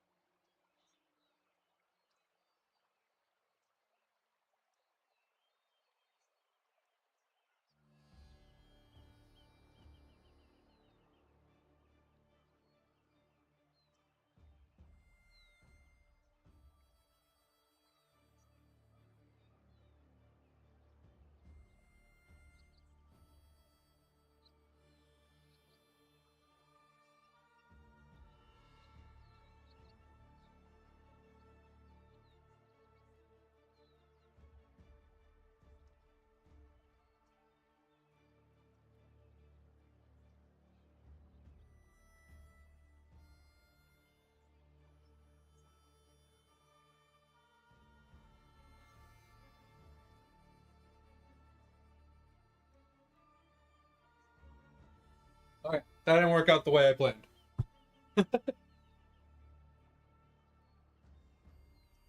Ugh. It's very, very unexpected. So So I put cold water in my cup. I was gonna try and like cold brew it, right? Gonna just try and put some cold water in there, put the tea bag in, stir it around, let it sit for like 10-15 minutes on my desk, and then just drink it, see how it tasted. Bro, I put the cold water in, I put the tea bag in, and the tea bag will not absorb the water. It refuses to sink. It refuses to drain any water. I even grabbed a spoon and I shoved it in there, and I was shoving it down to the bottom and shaking it around, and it just keeps floating right to the surface and looks drier than a Sahara Desert.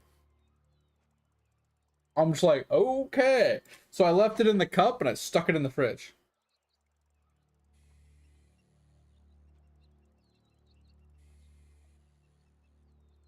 So one of the things I did see in Google the other day when it comes to the cold brew is what some people said is you can, get some hot water. You can, steep it for a few minutes or whatever in the hot water.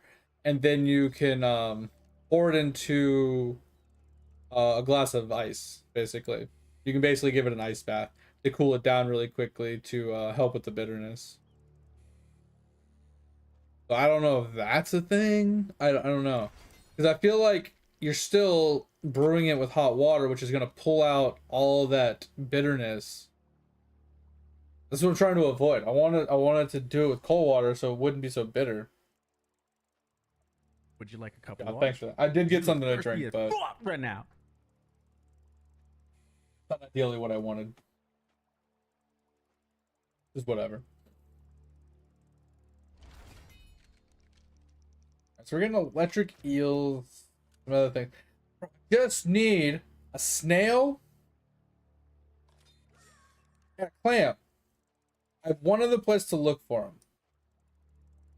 I think they're going to be in lakes, specifically. This is technically a river, so I don't think they're going to be here.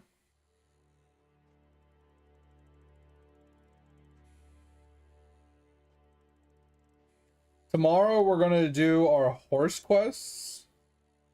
Try and get those off the board. Level up our horses and get that quest off the list.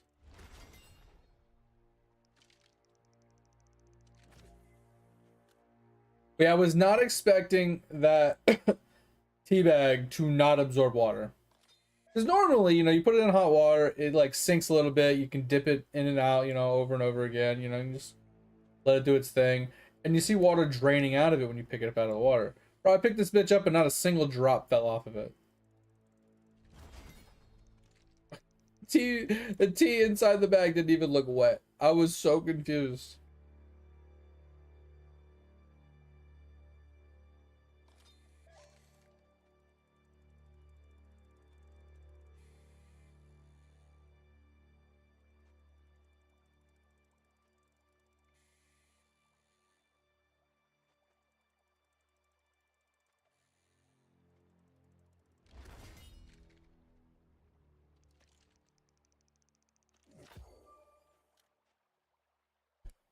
Ugh.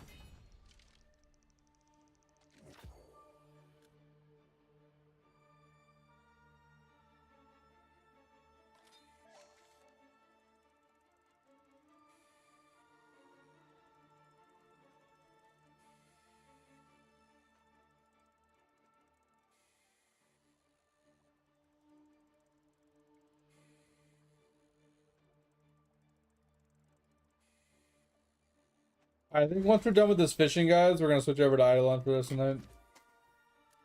But Topher, how you liking the FA the Fantasy Online?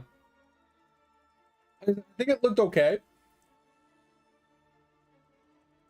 Definitely a little like combat janky looking, but that's to be expected from that type of graphic, style. But I thought it was cool with like the professions and crafting your gear and stuff. That like that small glimpse looked pretty cool. Oh, what I was talking about earlier with ashes, I kind of got off topic real quick because I was reading chat. But one thing I looked into about it that I thought was going to be very interesting and very cool, that's something I kind of really liked, was the profession system. Um, so according to what I read, there's 22 total professions, and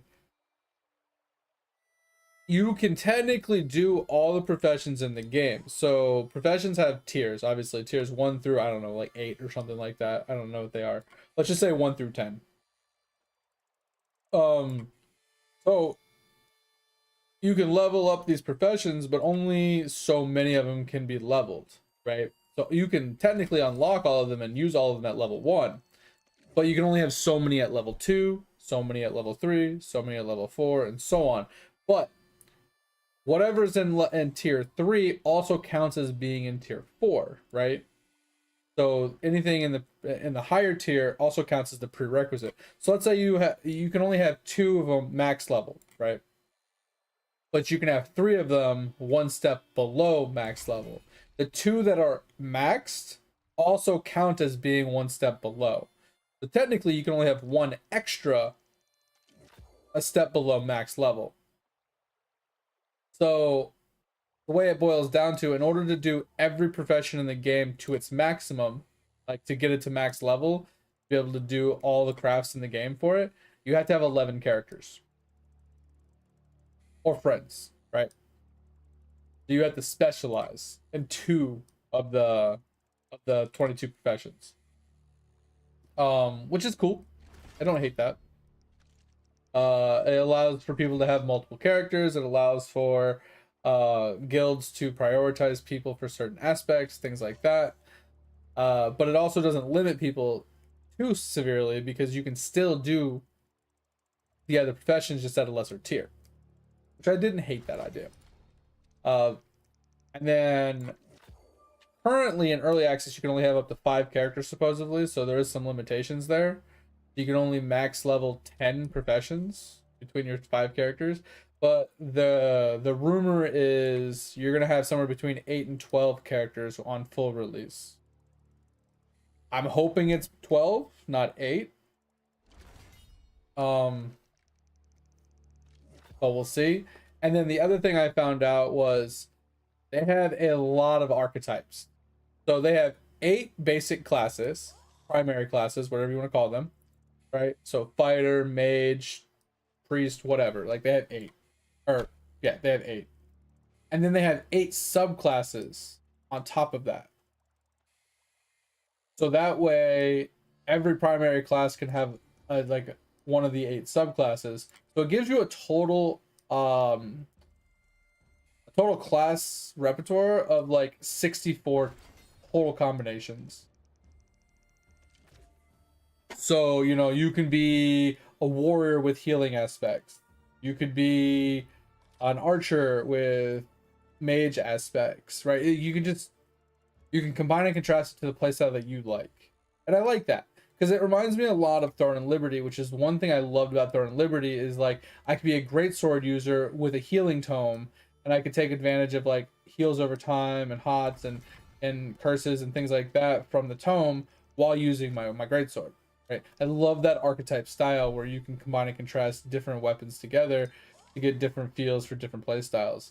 Whatchamacallit did it too. Raven Dawn. Raven Dawn had the same aspect, and I loved it. So I think that the combat like archetype style, I think I kind of like. And I think I don't hate the profession system, but like I said, that's on paper. I don't know how it actually plays in the game. So I do like that. And another thing that they brought up was the combat leveling is completely separate from the profession leveling. So you're not specialized as much as what I originally thought. The way people explained it to me like last year or the year before was if you were spec'd into combat, you couldn't gather, right? You couldn't gather or craft gear or resources or whatever.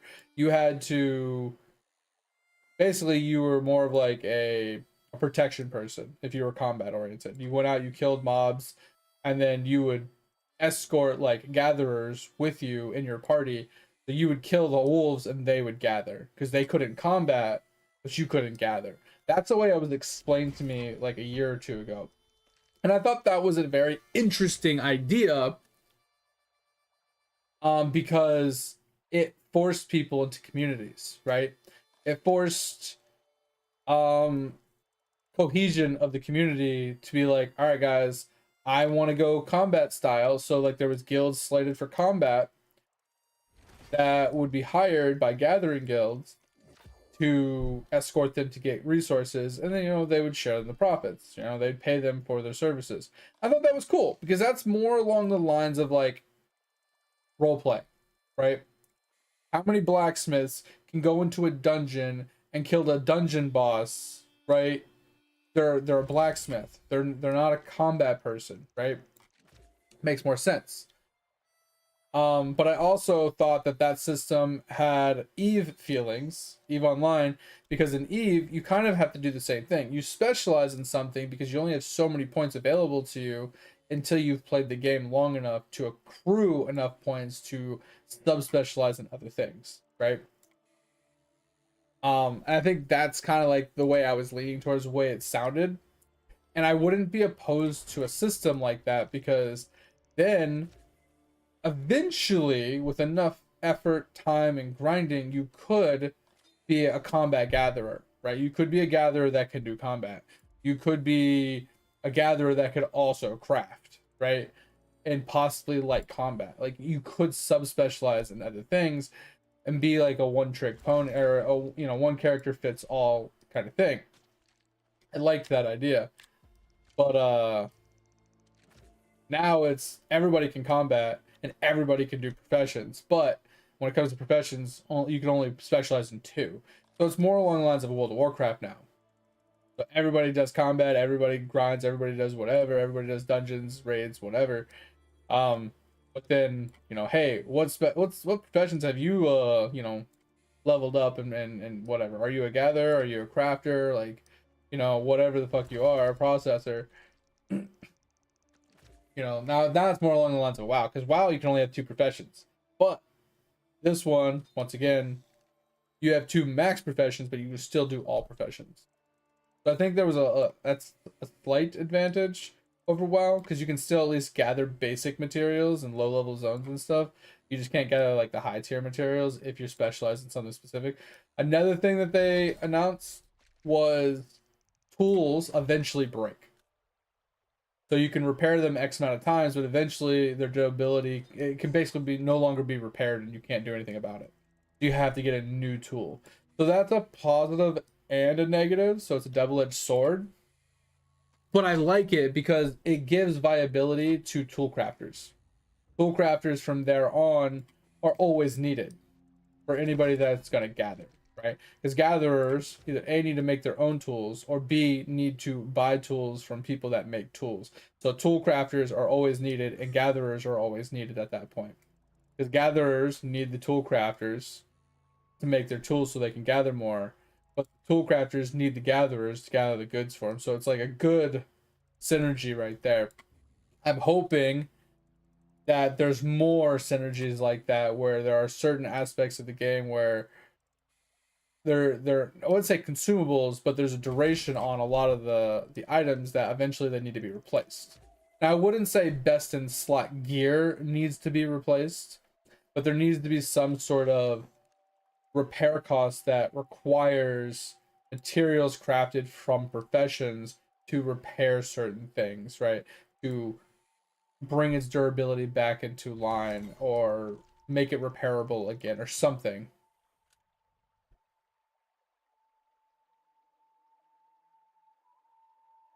Like those are the types I hope that's where they go with it, because I think that would be sick.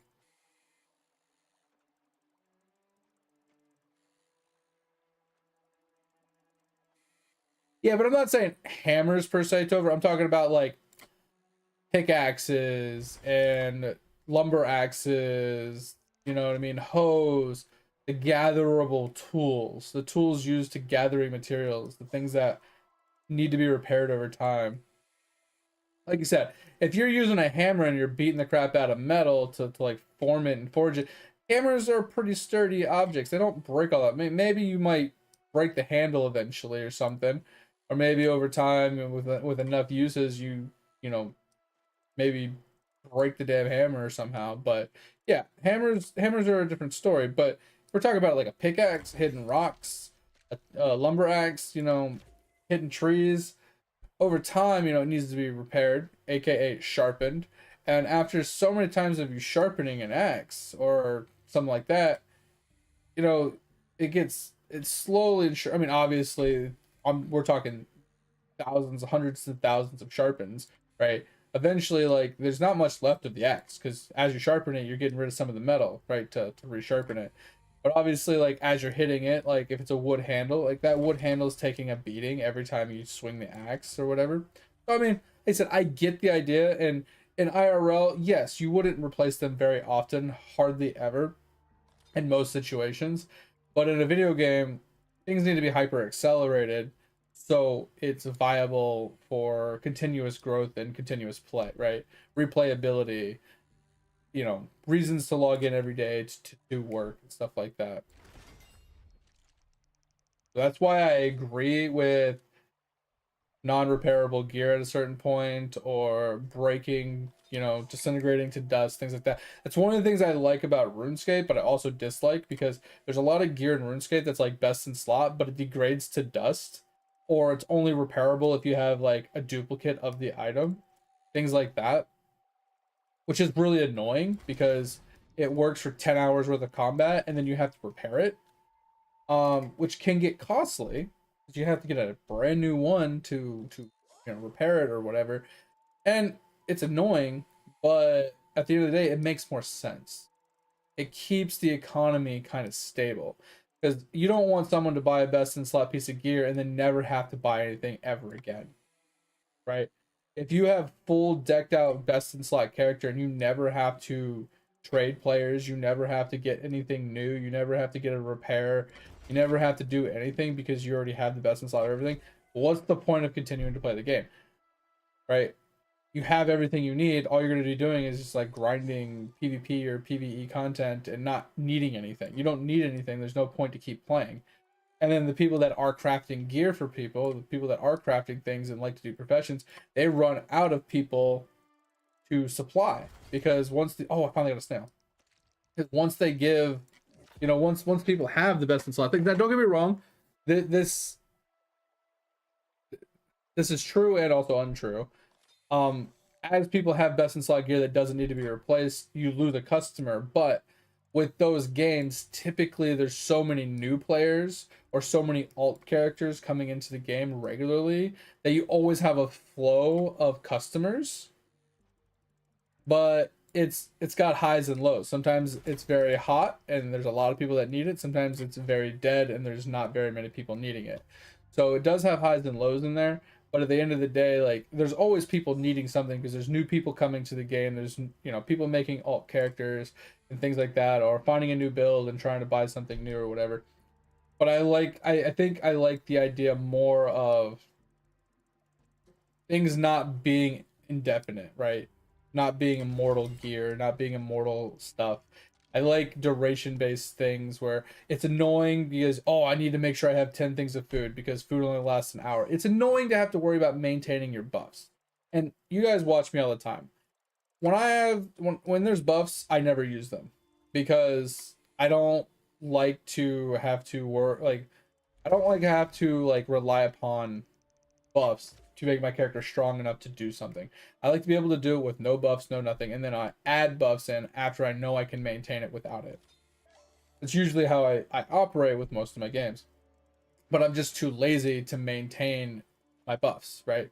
To remember to reapply the buff or to worry about farming the resources to get the buffs and stuff like that.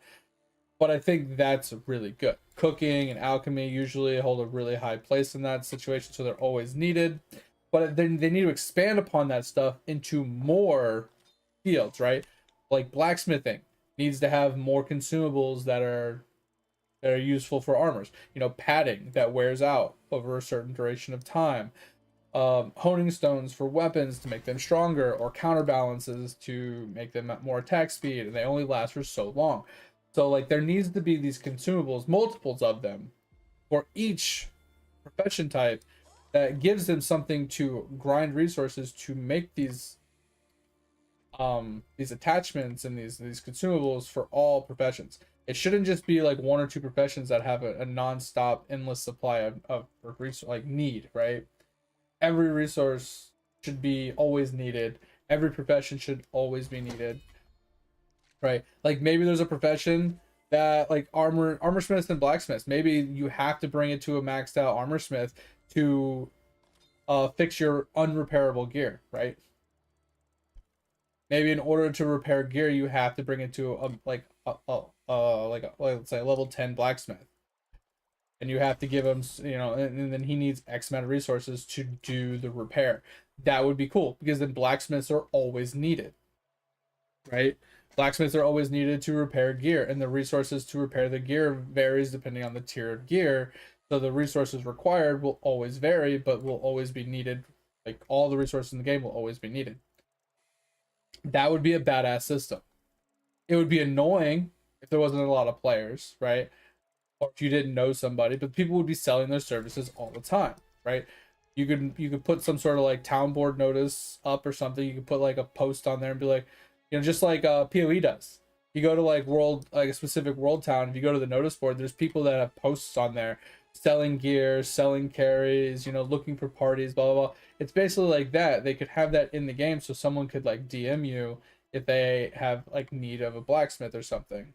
I think that would be sick, right? Same thing with weaponsmiths. Same thing for like let's say bards and stuff. People that have like instruments, right? There could be another profession for those, like forestry and stuff like that. I mean, obviously, gatherable guys, they're always going to be needed because all the professions above it need them, right? So those don't need any help. Those are always there. But we're talking about processing profession people, and we're talking about uh, artisan crafters, right? Those people, they need a constant flow of customers. And I think that's one way to fix that. Is gear is repairable, but only you can only repair it so many times before you have to bring it to a blacksmith to increase its maximum durability again, right? So every time you repair it, the maximum durability goes down, so you can basically play an entire day without having to worry about it, or like a week. But then at the end of the week, like you have such little durability, in order to be able to keep playing, you have to take it to a blacksmith to fix its max durability. I think that would be a pretty fair way to go about it.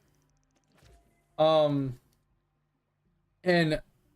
maybe there's some sort of diminishing return to that as well, to eventually, in order to like you can no longer like keep using that piece of armor past a certain point, right?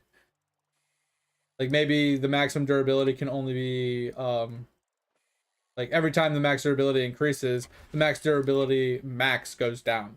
So it starts off at 100, and the first time you change the max durability, it goes down to like 99, right? And then every time you do it, it goes down by, you know, 1% or 2%. So eventually its max durability will only be 50, or it'll only be 20.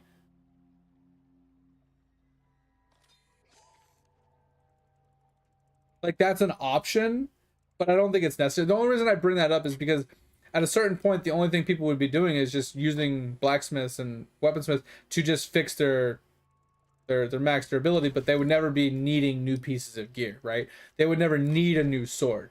I think at a certain point it has a potential of breaking, like actually breaking completely to be unrepairable. I think gear having that potential of fully breaking, more in line with like IRL stuff, right? Like, oh, I resharpened, I got it polished, I got it fixed, you know, blah blah blah, reinforce my sword. And then if you do something wrong with it and it actually fully breaks, there's nothing you can do. You got to get a new sword. I think that is potentially good for an MMO.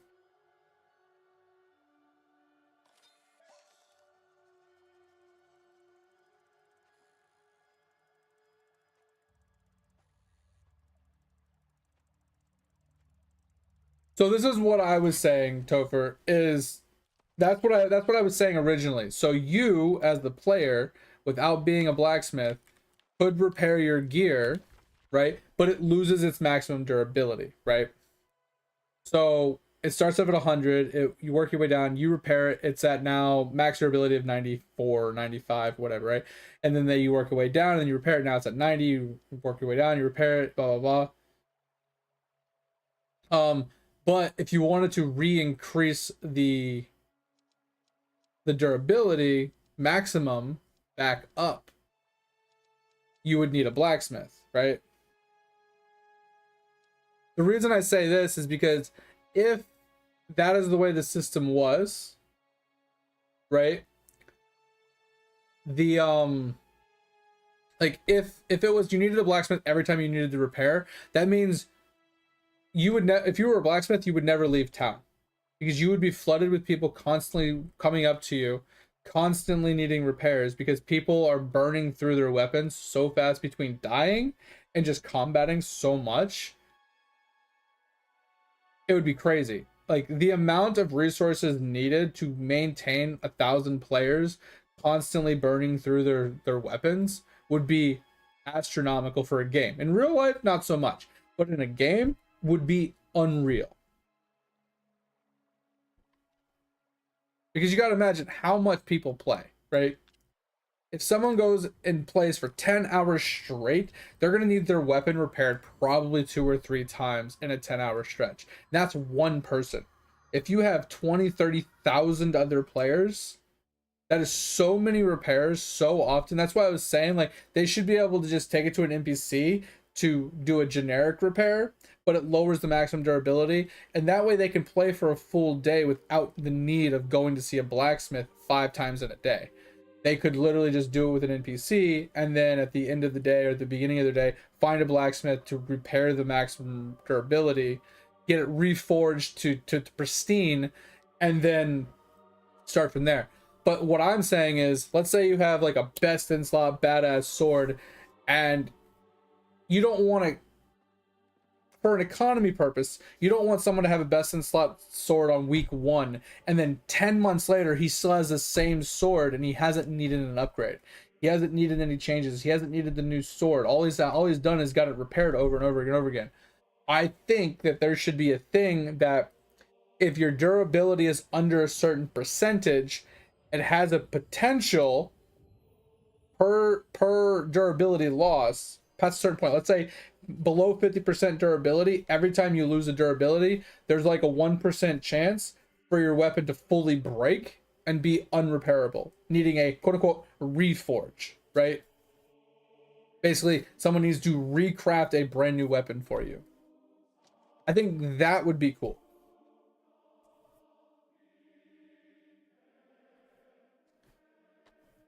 But still, at that point, I think there would be a little too much pushback from the community because, oh my god, I had a best in slot weapon and then it broke and now I'm left with this dog shit ass weapon because now I got to find a new best in slot weapon.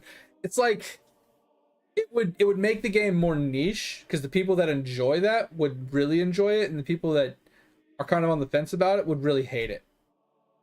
Right? It would push a lot of players away, but it would also reinforce a lot of the players that did like it. So I feel like there has to be a middle ground on that aspect. So maybe the reforge is once again maybe something that a blacksmith could do, but it would require higher tier materials to reforge it rather than just repairing it. So the repair would be somewhat of a cheaper aspect to just repair the maximum durability of it versus a reforge complete.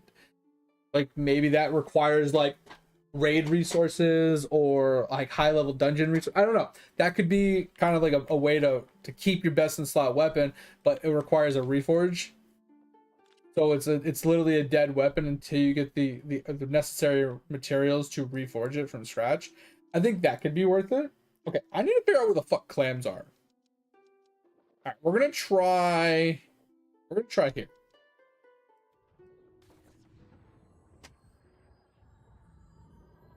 Oh, sorry, I was gonna give up at 4, but I want to do this damn clam. I might have to Google it. I thought it was saltwater, but I didn't get one before. Let's just Google it really quick. Because I got the snail. Most are referred to as an uncommon clam resource in New Orleans. Hot and saltwater areas like Monarch's Bluff. Yeah. Saltwater area, that's what I thought. So it's not gonna be up there. So he said Monarch's Bluff. I think. I don't know where there's a fishing spot around here. Let's pull up the interactive map really quick.